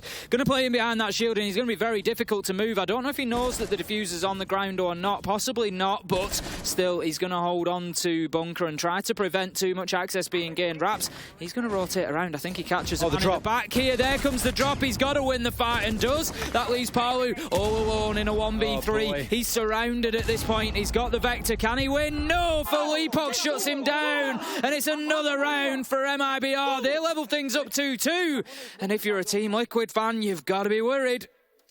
The thing is, Tim, I said just before that round began, if they can win the basement here, carry on into the offsite and win that attacking round, that'll be 3 in the half. knowing what we saw of Team Liquid back on Bank, taking a long time to clear the whole map, being very slow on the execute, leaving it until the dying seconds, do we have a lot of confidence that Liquid can find more than 2 rounds on the attack? Probably not, being completely honest with you. So this was a round, in my books, that they really needed to come away as the winner. They haven't found it now. Sure, Palu found himself 2 kills. He's doing all that he can, bless his heart and soul. He's sat at 7-2 so far in the map, Tim, but it's not getting them enough rounds at this point. Yes, it sits in 2-2, but you'd hope Liquid would be ahead, given it's their map pick and they're on the defense. And MIBR does, they just as a team look so much more in the zone than Team Liquid right now. You can see every time they win a round, we can hear them from where we stood. There's cheers, there's celebration. They are right up there at the minute, and that's going to transfer into game because they're going to be playing with confidence. Heading back to the downstairs, Team Liquid, it's going to be a tough one, Des. They've got to do something differently. For me, I think maybe a little bit of pressure out in the map. MIBR were pretty much able to go in at will, open up the hatches, get the angles that they wanted. Liquid were just hoping to beat them in the gunfights in the basement, and it didn't work for them. I think maybe get somebody out there. We can see Nesk at the minute in dining, and just get a few challenges won in the early round. I won't lie to him, I don't know what happened to Resets there inside of Elbow, because he was sat in that spot for the longest time, but when 2 members came pushing in, they'd firebolted out Shyko spots so they couldn't be challenged from the doorway, then forced their way in against the E-box wall hard, so they were pretty well set in there. That's when the flank came in from Resets, and they easily get the shutdown with falls on the door. I'm not sure what forced him back, whether it was a smoke bolt coming out from Capital, whether it was a frag grenade being tossed down there, really not sure. But when I saw that, I was like, man, that was really the chance for them to strike big. So very well played by MIBR to force Resets back with enough pressure. This time round, they don't lose the Flores Roturo. It gets rid of the Banshee nice and early. Lukid sends the drone down into Freezer, and the intel gathering continues for MIBR at the beginning of the round. There, immediate aggression has certainly died down. I think they know that Liquid have got their number now on that, so instead they are being a little bit more cautious and getting themselves established inside of the map. But we are now a minute in. They have got that complete. Liquid all back on site, and as I said, Des, this is the concern for me. They did this last time around. They gave up a lot of map control to MIBR, and they were able to use it well. Liquid, again, are just going to have to hold on to those spots inside of site, and look how close they're all playing together. It's going to be a tough one for them. Bit of a move around. You got the smoke playing inside of Elbow this time, and Resets has moved over towards Freezer. So minor adjustments from Liquid in terms of who is playing where. MIBR have changed nothing. Again, no hard breacher, leaning in towards the Capital with those 2 hard breach gadgets to do the work for them. And this is what many were optimistic we might see when this change is made to the game, is that you might see Buck coming back into the meta a lot, for example, and he serves as your second hard breacher on maps where you normally need 2. Here, it's completely solo, and with this wall now being blown out, they've got themselves an angle off through, thanks to the Flores. If they can find this mirror who's sat inside a cupboard, you completely break out the defense on the south side, as all the other members of Liquid are north facing right now. Philippox is about ready to start pushing it down that rear side on the stage stairs.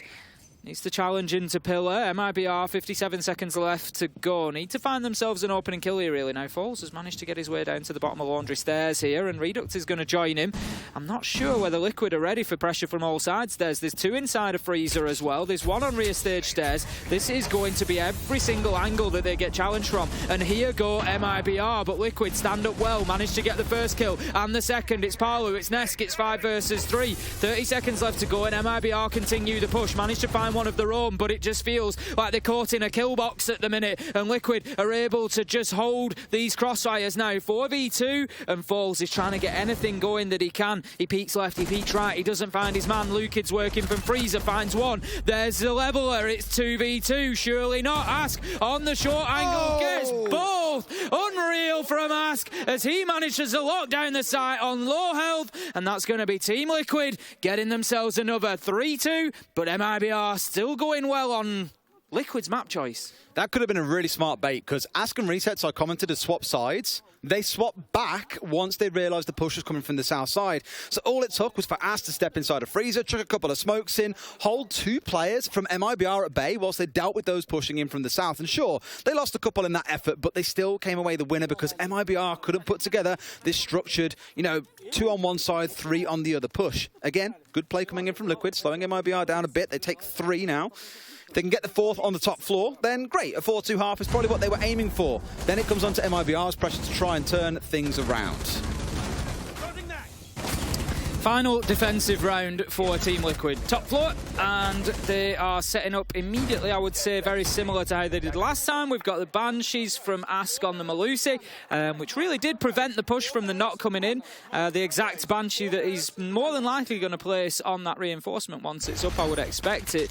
So there you go. It sort of saved them last time around because the Knock tried to get aggressive and move up there, but it just gave the signal to Palu that they were trying to push in through Trophy, who was able to then hold on. We don't have the Goyo shield inside of Trophy just yet. We did see that last time around, but I think it'll be there. I think that they'll want to hold on aggressively from that side. Yep, there you go. PSK is just going to place it down now. So pretty much the same as last time. Yeah, no big changes here, I guess. On Liquid side, they're looking at this and saying, well, last time round we came out on top, so why fix what ain't broken? Really, it's MIBR's onus here to be the ones that adapt, that bring something a little bit different. On their side, they've stepped away from the Nook. This time, for Leapox, is going across onto the Finker. I had a really good chat with Lycan, the coach of SSG, about this. You know, the current meta, what we're in, you know, what's the real strength, where are we looking in terms of, like, gun balance? And the conversation we had was around the strength that currently the Finker brings, especially on LAN. You know, your entries are going in, you've got your Finker, your Iana and your Finker both stepping in, and they're being juiced up with a bit more padding so they can take a few body shots. They step in and go down to about 50 HP after the first gunfight, you juice them back up again. You've negated much of what was happening to really damage them in the first place. And he thought, well, if we took away the permanent healing from Finker and made it temporary, that would be a little bit more balanced, because right now it is very obnoxious, especially trying to compete with the ARX of the Iana. All three Roteros so far have found their mark. None have been shut down. That's the only one that Liquid have been able to take out. So that's a lot of utility lost, a lot of angles opened up. As we saw one just breaching a little bit of soft wall as well, I think. And Liquid now just scrambling to try and adjust and try and play without that utility in front of them. Ask on the underneath, but there is a couple of MIBR players down there as well, just drawn in to make sure that they're aware of anybody. We've got the impact nades on the side of the Malusi, so there's not going to be a nitro denial from underneath, but still a possibility to play from down there. I find it really interesting how MIBR have stacked up so heavily towards Armory. You know, most teams will probably send one or two here to come and push it solo, offer something like an Iana, and then coming through Attical, coming through Big Window, or even White Stairs, but no one is doing that, and it's making it so comfortable for Liquid to just shut them down when they try and go in for these peaks through what is essentially a very narrow bottleneck. The trophy door is very thin. You've also got Nest looking to swing you out from pit. It's just horrible to try and get through the bottleneck. Lukid has done as maybe I thought someone might, and moved over towards that big window to give them a second angle of offense. He's looking for the angle. I think he knows that there's somebody playing in behind the bunks there. He's just hoping for the peak. There it is. Tells him that the man is there. Ask is going to find Raps, and that is a big kill for Team Liquid. They've broken this MIBR attack, but what a shot from Lukid. Reset's just over peaking a little bit there, maybe. Didn't need to be so aggressive on the double window and loses his head for it. Allows MIBR back into things, and it's 3 versus 4. Final Banshee taken out, and Liquid though. Palu stepping up nicely. Experience showing there. Holds a tight angle and gets himself a good kill exactly when they need it. Nesk onto Leapox, and that is it. PSK finishes it off, and Liquid manage to close out Domes, which at a point MIBR felt like they might be able to compete inside of, but towards the end it was pretty one-sided. Yeah, they had a nice idea, rotating one towards White Stairs, one towards Big Window, give them more points of entry, which is the kind of thing you'll often see for LATAM teams when they attack into the basement. But unfortunately, the three that were left trying to attack through Trophy came up against the Titans that are Nesk and Palu, and were very quickly shut down. Diffuser was down out towards the east side. The 4 remaining players from Liquid stood between the remaining 2 members of MIBR and the Diffuser. There's no way to get the recovery, so had to try and brute force their way through that they simply couldn't do. Here we go then. We get to switch sides now, Tim, and I'm really curious to see how things shape up from here, because if MIBR put out a solid defensive side, it'll be over for Liquid. However, given that half, 4-2, I imagine they're feeling pretty confident going into the attack on their map. I love that angle from Palu, just getting aggressive on the Master Door inside a Trophy there. Absolute beauty. Team Liquid then, as you say, 4-2, and maybe just finding a little bit of confidence in that, Des. And hopefully, because we want a game out of this. We don't want to see a team like Liquid limping out of the tournament in a 2-0 loss. And that is what they face if MIBR manage to get the win here on Oregon. MIBR have gone on to the defense now. Their first site choice will be downstairs in the basement. It's going to be laundry and supply. No massive surprises there. Team Liquid, I'm interested to see if MIBR maybe play a little bit more aggressively out into the map. We saw Team Liquid trying to play this as like pretty much a complete turtle defense. I'd like to see that contrast. I think you're not really going to get the chance to, Tim, because this whole lineup to me just screams sit inside of sight. The Mutant Mozzie to deny away the information game. You can have those two roaming, to be fair. We see it on maps like Clubhouse, Philippox just dropping inside a kitchen, for example. Redux also there. So they could try and hold around kitchen and security, which is often the kind of staple of this map. It's the true center. It enables you to challenge into green corridor. You can step across into meeting. You can go dining. You can go down towards freezer stairs. It gives you control and access to many, many different areas of the map. So with those two roaming around, it would make a bit of sense. But I expect you'll see them drop back down to site within 60 to 90 seconds or so. I was wondering if Paui was going to head in towards rear stage there. He's not. He looks like he's moving down more towards bunker, and that leaves the Mozzie of Philippox safe for the time being. A clearance is coming across from the west, and as I suggested, a few operators up on this mid-floor, and it's sort of what I wanted to see from MIBR here. It's a different approach to the one taken by Team Liquid, and we'll see if they have any joy with it. Nade comes in, ADS keeps Lucid safe. He's then able to dip himself away.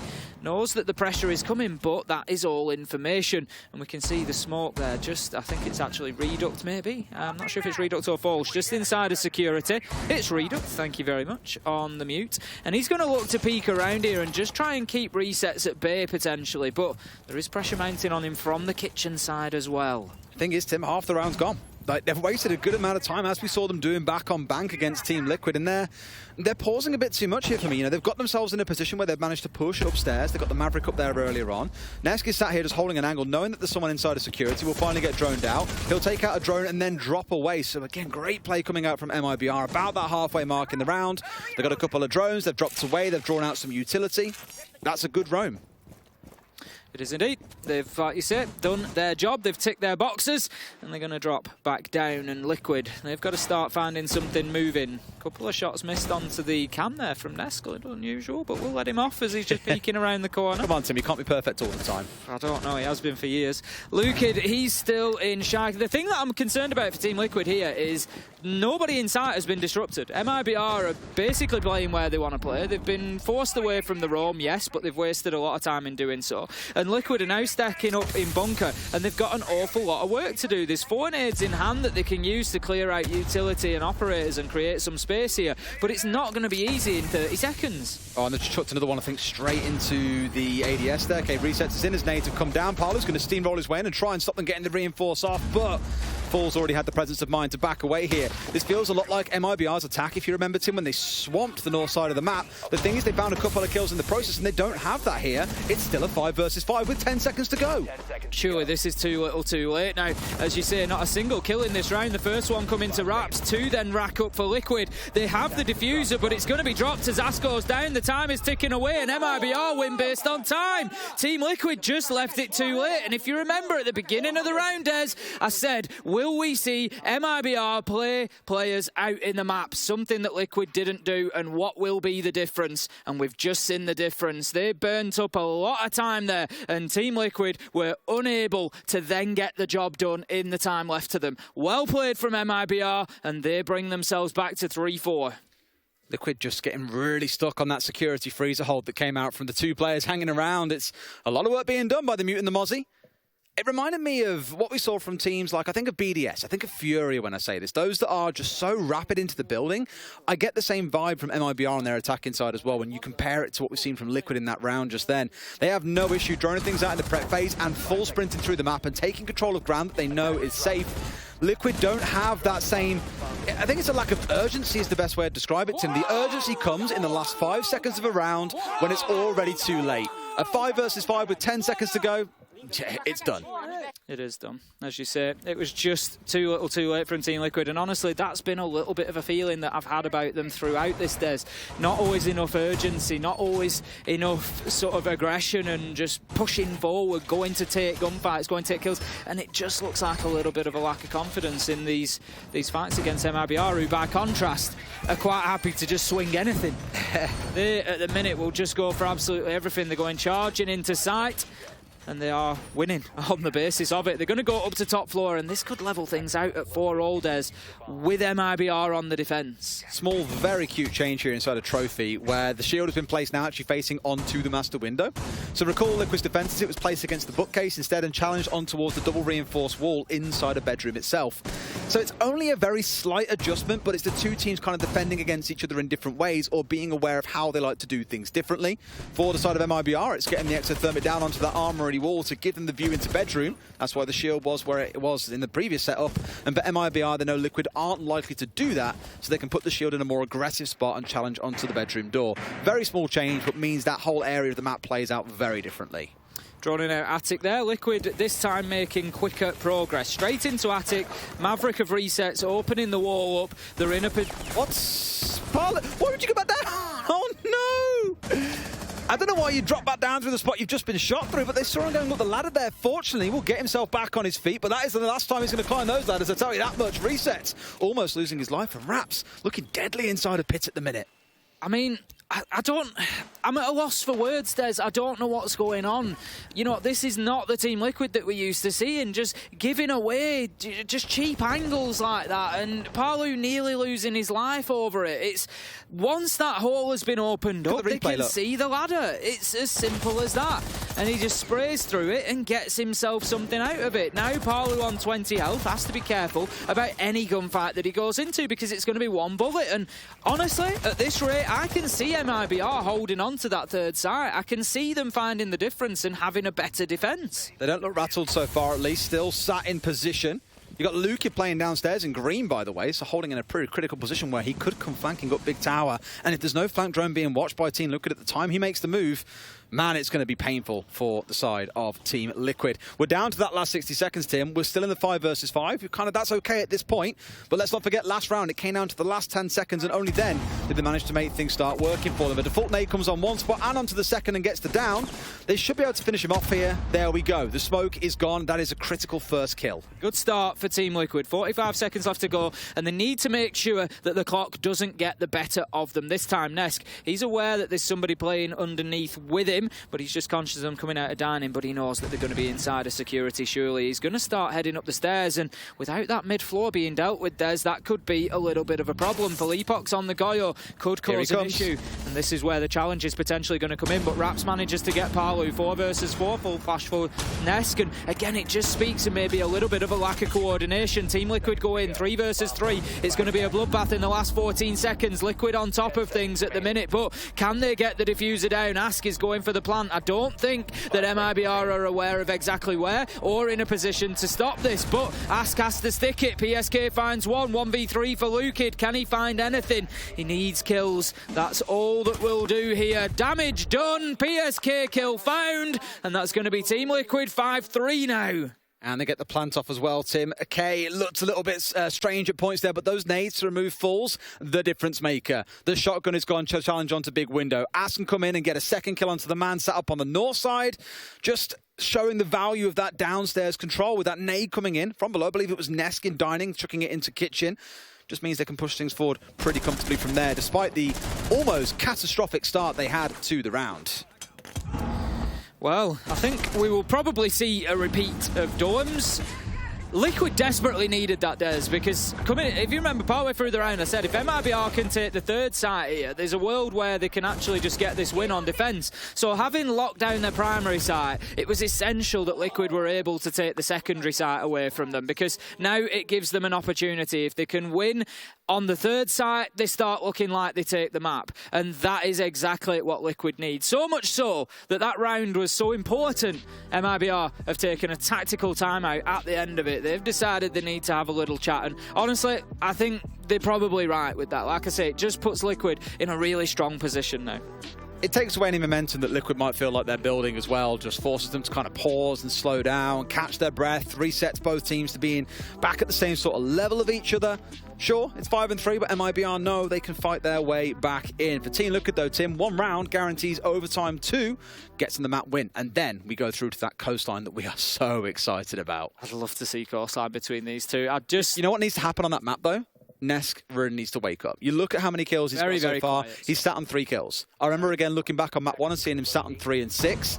It's not much of a better... In fact, it's exactly the same, 3 and 6 again, as what we've described time and time again. as one of the best players in the world. Palu has been pretty much awake throughout the series, but his brother-in-arms in Nesk, sadly not. That will have to change if we get to Coastline. And the thing is, if both of those are firing, that can be your difference maker. Yeah. You know, that can single-handedly win you around at that point. Just the fact that both of those are trading off each other and managing to find kills. But like you say, Nesk, very, very quiet so far. Going to be bringing the Iana along this time around, so we'd expect a bit of aggression, get in there, get an entry kill, open things up, but certainly muted up to this point. Round number 9 then, it's going to be Dorms again for MIBR. They weren't a million miles away, you don't feel, last time around. There was a 3v3 at a point where it sort of looked like they might be able to hold on. The players underneath were never really able to have an impact on the round, and that's what hurt them ultimately, because once they lost sight and players had to rotate back up, it was easy then for Liquid to cut them off.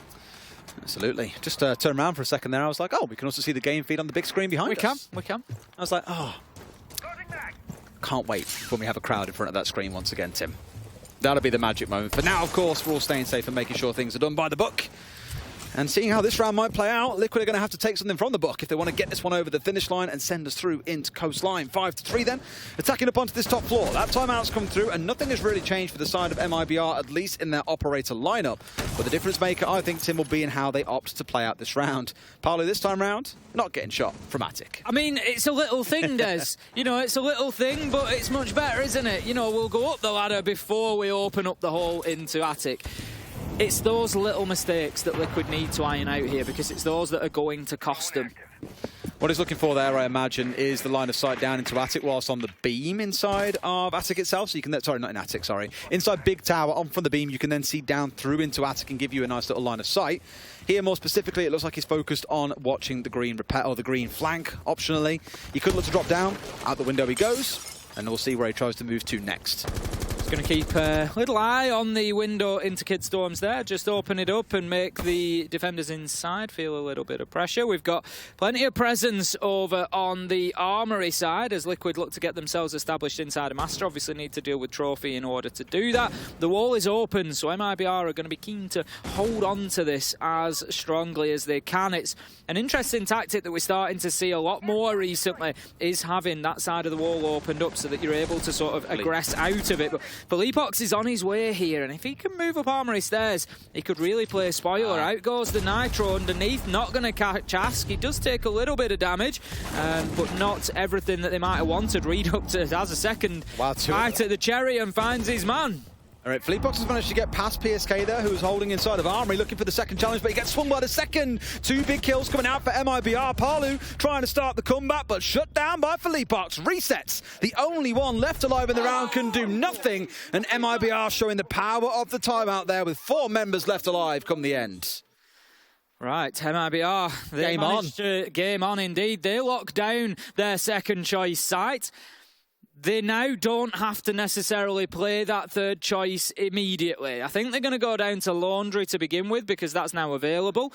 They will then have, if they win down there at 5-all, to go to that third choice site. So there's now a lot of weight on that third choice site for MIBR because it could be the difference maker here. If they get that win and can go back to Dorms, it could all be over.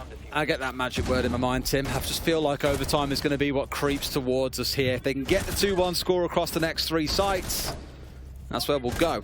A little stumble on the second floor there, one they'll be happy to have done without, but you'll take it. I love, by the way, how aggressive they were on the roam, committing 2 to go for a massive flank. Really, PSK was in a spot to get the shutdown there because he was watching it. They had the air jabs down from the Nomad. All sorts going in their favour, but just couldn't stop Philippox getting by them and then taking a swing from either side of the door. You can't do it all, unfortunately. Down to the basement we go. MIBR setting up with that mirror. The Goyo really going for a dug-in defence here, Tim. They are indeed. As you say, I think last time around we saw MIBR roaming out in the map. I look and I don't see too many operators that are going to be doing that. But then again, we commented on that last time, Des, that it looked for all the operators that were there like it was going to be an on-site lineup. But they were still able to hold on for almost 2 minutes out in the map. I'm interested to see if MIBR double down on that and go for the same technique again, because it did them a lot of favours and it left Liquid very short of time. We've got Philippox up in kitchen, Lukid up near the showers corridor. They are indeed going to play out in the map. Liquid have to do a better job of clearing them out. We saw Mutant Mozzie last time as well as the go-to roaming setup coming out of MIBR, and despite being successful there, they've opted to change that this time. Not trying to deny away the drone work, but instead just looking to get out in the map and cause a little bit of trouble. I can't imagine they'll stay out in the map too long, to be honest with you, though. Like, this looks more to me like a challenge of, we'll sit halfway upstairs, we'll take out a couple of drones, we'll fall back to site, and that is enough for us. In fact, that's exactly what they've gone for. Clearly not quite feeling confident enough to chance it in this round out on the roam. Still not inside of the map yet, apart from Resets, who's got himself in towards rear stage, but barely inside of the door. That's a minute gone, and Liquid need to be aware, I'm going to keep repeating it, aware of the clock. Just conscious of a potential rotate from Attic, just sealing off any angles that could be used against them to try and get in behind them on a rear stage push. So I think we're going to see all sort of bunker and rear stage sided. This time Liquid, rather than playing into the map and trying to clear those roamers and wasting 2 minutes, they're just cutting them off. They've brought the Nomad along. We'll just cut you off. You can't come and aggress onto us. We'll hold the flanks, and that way we can just focus directly onto site. Not a bad idea necessarily. No, and the one thing I did think that was missing from MIBR's attacks on this site, without the Hibana, you can't open up the Shaiko spot. So you can't force, in this case, Lukid playing on the Jaeger out from this spot unless you get some really good nades chucked through, which are being burnt out slowly by the ADSs here. These next ones might just swing through and do the damage. They've got one coming down into elbow, which might force Falls to step out and go for the reinforce here, but I think he's not wanting to chance it. He needs to get the reinforce off, but I think the moment he steps across, he's thinking someone's going to come and swing him, so doesn't want to commit to the reinforce.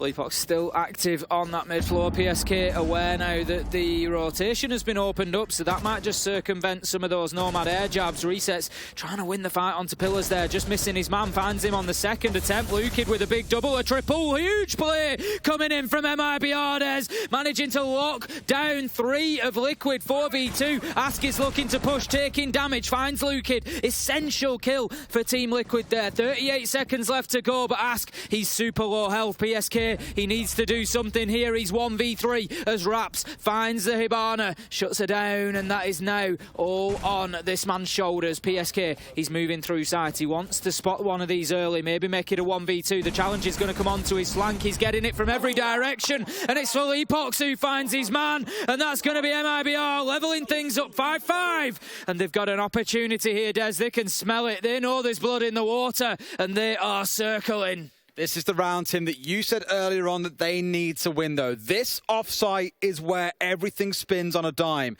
They win here, they can go back up to the second floor. Yes, they've lost there once, but they very much so course-corrected in round 9. So I'll be confident they can win the second floor. This is the one where things get a little bit dicey. And like you say, Lukid, an absolutely huge play. When you've got that, I'm not saying this is like the go-to answer to it, but when you've got Ask on side playing the Hibana, open up Shaiko from inside a meeting. You might find you get a bit of a challenge, but that's where nades come in to force players away from being able to shoot out the pellets. Instead, he can just plant his feet in Shaiko's spot, swivel on a dime, and find himself a massive 3K that essentially shuts Liquid out of the round. 5-5 then. Meeting and kitchen we head to. Could be an absolute make or break round for Team Liquid here, because the thing is, if they don't win this one now, they've got a much bigger challenge in the next round, and they don't want to be facing map point. At least if they have to go back to one of those primary, secondary sites facing up to overtime, you've got that cushion, you've got that breathing space. But if they fail here, and oh boy, they're going to be kicking themselves. It's going to be meeting and kitchen. There's going to be a top floor hold coming in from MIBR. I'm not sure what Liquid play here. Do they go for the full top floor clearance, or do they just look to open up that rear wall and try and sneak a plant onto the stage? We'll see as the time ticks by. We head into the action phase. And Team Liquid, it feels a little bit like your moment. It's now or never. I feel if you've got the Nomad on side here, you probably want a full map clear. Liquid have been stung on the flank a couple of times by the defenders. So let's just remove that possibility now. Get control of the top floor, force them away, open up angles, and look for a very secure plant. By the looks of it, they are starting a couple out towards the south side. PSK being the flank watch in this half for them is set out towards lobby. Resets, and one more out towards the west. It's Nesk and Palu up towards Big Tower. So this kind of 3-point push coming in from the side of Liquid to get themselves set up in the round, but they've got to get rid of these players on the top floor. You got Raps, you got Reduct, Fleapox sat down below with a C4 in hand as well. Lots that can work against them if they're not careful. PSK going to head in towards Shower's corridor along with Nesk, I think. PSK actually drops away, gets back on the drone. Nesk, drone in, sending the Gemini clone in. It just feels there's like there's no aggression out of Liquid. They, like I say, sending a drone in, sending another drone in. You know, they're never really pushing across and looking to take those early challenges. By contrast, we quite often saw MIBR inside of the map, inside 20, 30 seconds, just looking to have a drone at their feet, playing really, really aggressively. Reduc tries for the Nitro, not going to find anybody with that one. 5v5 still as we reach towards the halfway mark, and I'd say that suits MIBR down to the ground. Yep, you've got Ness trying to push his way at white here as well. Resets on the double window. They want to sweep across because they got rid of the mute jammer on the trophy door. They can get the drones in here and figure out where Reduct is, where Raps is, where Felipox is, now that he's moved his way upstairs as well. You've got this little triangle playing with Palu. He wins the entry. Of course he does, because he is Palu. Steps up to 13 kills in this game. And with one removed off the board, it's not a bad thing to have on side at all. But now you've got to try and find a way to get rid of the next two. It's all about the time, though, because think of how many times we have seen Liquid falling short because of the clock. There's still a lot of work for them to do here, as MIBR have still got loads to play with. That is big from Reduc, but he runs full face into PSK. No idea that he's there. And as we have a shakedown in the mid-round, it's 3v3, falls on low health. And now Team Liquid have got control of... No, they don't have control of the top floor. There is still Raps up there, and he's still going to cling on to this with his 10 HP and try to keep them at bay. He must be able to hear someone outside. There goes the nade. There comes the kill. Beautiful from Liquid. And you start thinking that this should be their round. They're going to lock off the top floor, so they know that they're not going to get flanked. 30 seconds left to go, and it's time to start thinking about that diffuser. PSK has it in hand, and they might just need to make sure that they get it planted, because MIBR, they've locked themselves into sight now. There's 20 seconds left to go, and they are not going to budge from here. They're just trying to hold the angles. They're going to force Liquid to come on in. 15 seconds. Resets is pushing that dining door. He can't find anybody in his sights. He's pushing through. MIBR have had to dip away from kitchen site. They've given it up a little bit there. PSK able to start putting the diffuser down. Blue Kid on a big flank here. Oh, Resets wins it out the 1 versus 1 and gets the next as well. It's a trade, but Liquid find the round. 6-5, Tim. It's feeling dicey at the very least. We are guaranteed overtime, but Liquid, you just know, would love to wrap this up 7-5 here and now. That was so close for MIBR. You really did think at 3v3 there was a point in that round where they could maybe do it and they could hold on to that third choice site, but Team Liquid in the nick of time able to find those final kills and take themselves on to map point. They are scrapping hard to get a third map out of this, but at the minute, Des, unless Liquid's performance changes, Palu's been very good. I won't take that away, but overall it still feels like MIBR are the better team here at the minute. I've said it a couple of times throughout the series already. You know, Palu is definitely stepping up, and I don't want to keep on piling pressure on one guy, but Nesk is still sat on 3 kills. He hasn't got... We looked at him earlier on, he was 3-6. He hasn't found a single kill across those 3 rounds, Tim. It's been a really unfortunate game for someone playing the entry. You're playing on that Iana. You got the nades in back pocket, you got the ARX. You should be finding some winning kills, but despite all that, they have managed to fight their way through to a point in where they've got 1 round until they take the second map. It is their map pick. Coastline going into it. I'm definitely favouring MIBR, but it's not all over and done yet for Liquid. Not at all. There is still another round to be played. They've already won this one, if we remember, back in round 8. So there is every possibility that they will be able to find another round here and just take themselves straight into that third map of Coastline. But MIBR, they're going to be looking to cling on. They don't want to go to Coastline. They don't want to roll the dice on what can be one of the most unpredictable maps sometimes that we see, especially against 2 teams like this. But at the minute, I'd have to give an edge to MIBR on Coastline, simply because they're winning more of the gunfights. Palu, the exception, has done well. Resets has had a good game as well, but it's been tough for Liquid overall. You want to be careful that Palu doesn't go into Coastline and drop like 25 kills. That's the thing. Ludicrous. That's the thing. That's what MIBR don't want to find out. No, absolutely do not want to give him that opportunity. Let's see how the round plays out then. We are into the action phase, about 40 seconds in fact. Wow, things are flying by very quickly here today. I'm looking towards the side of MIBR here and just thinking again, you've got a couple out on the roam. You've got C4s in back pocket, you've got the mute playing inside the kitchen, you've got Felipox on the downstairs. It's Raps at the first time of asking to find Ask. Down goes the Hibana, and that's going to be the hard breach taken away. Far from the end of the world, because you've still got the Maverick on side. Of course, you retain the nades. Just means they might have a bit more bother burning through those ADSs. MIBR just bringing back the aggression there. They've been a little bit muted last couple of rounds. Team Liquid getting a few on the board, and It's not been as easy for MIBR, but that was sort of the start that you felt they needed. If they want to guarantee themselves this round and push it into overtime, they needed a good opener, and that's exactly what they find. Taking Ask down, and Nesk, he's now trying to push in towards security. He wants to clear the man out inside of there, but he's maybe going to need a little bit of support in here to do that. Sure, it's the time. It's always the time with Liquid that stresses me out. Because already we're down. Aggressive. No, I mean, it's more indecisive, I think, is the way to look at it. Because the thing is, look, they've still got all 10 drones alive. They've got the information. They aren't blind going in here. They've collected what they need to. It's just the urgency, like I said, back in map 1, just feels like it's missing in some rounds, and this is another one of them. Yes, you've lost your one man, but you've still got to keep things going here. Don't leave it down to the last 10 seconds again.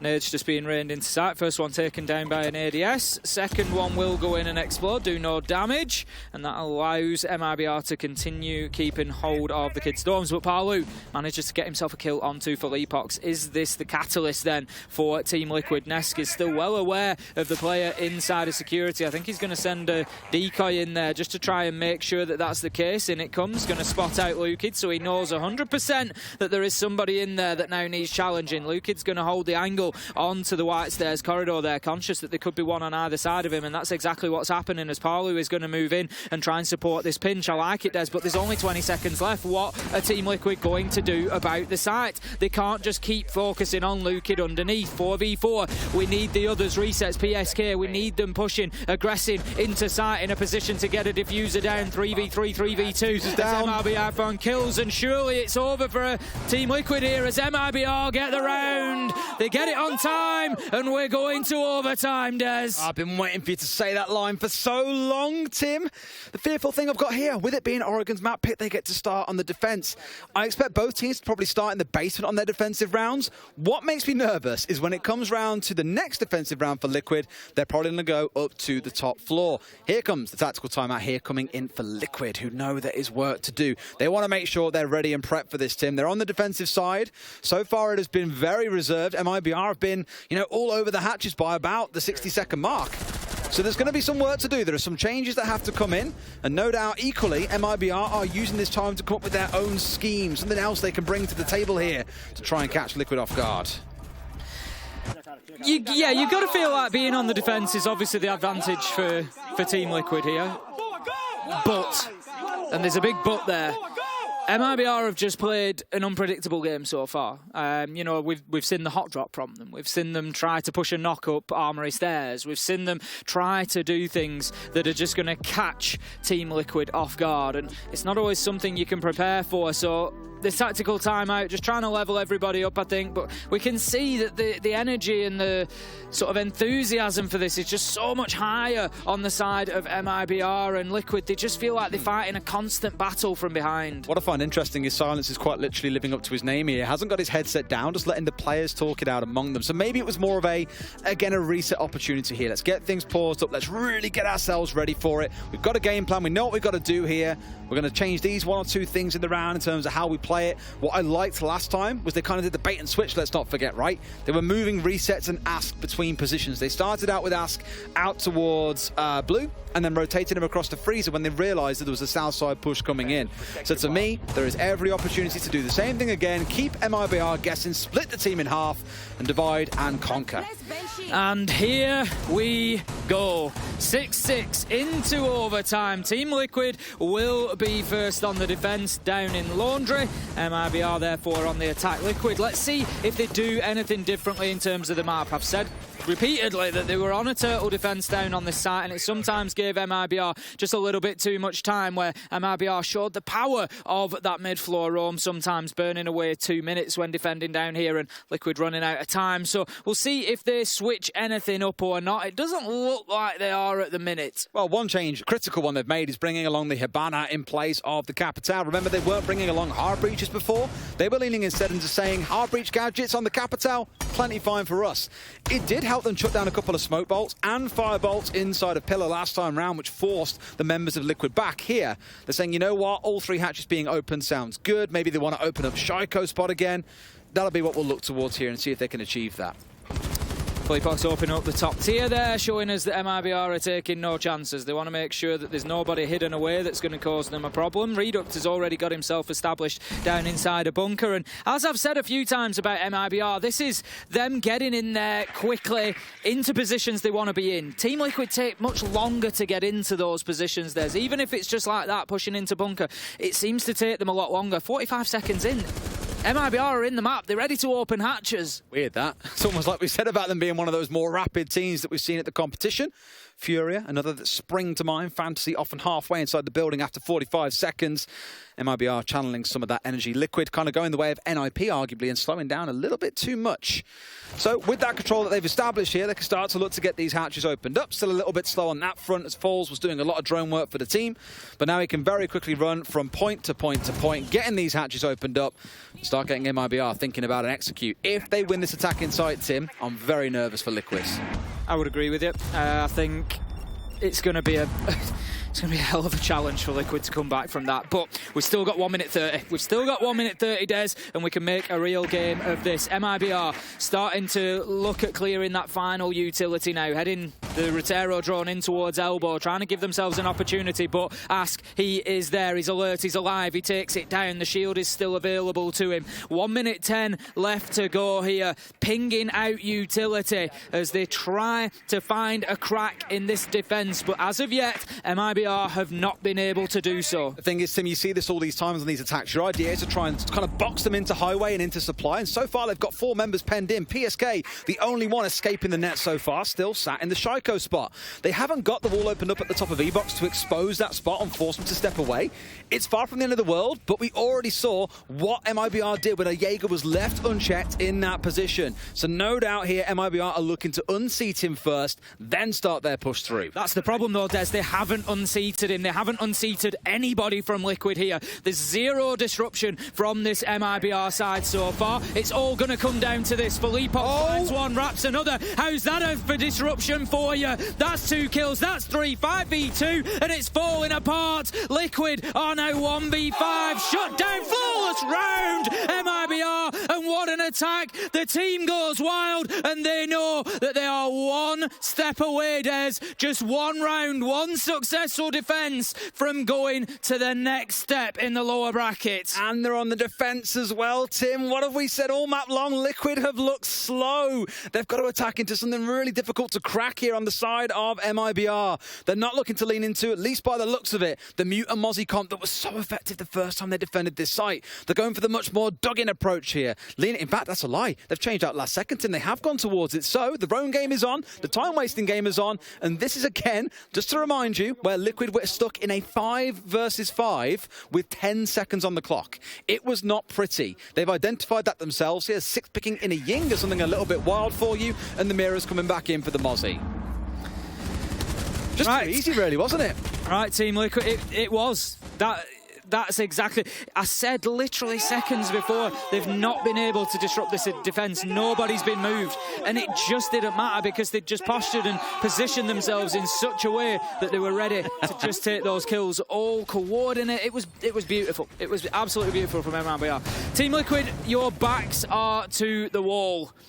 We keep talking about you as this team that should have won this competition at some point. But if you can't win these games, sooner or later that argument has to stop. You know what though, Tim? We're from the UK.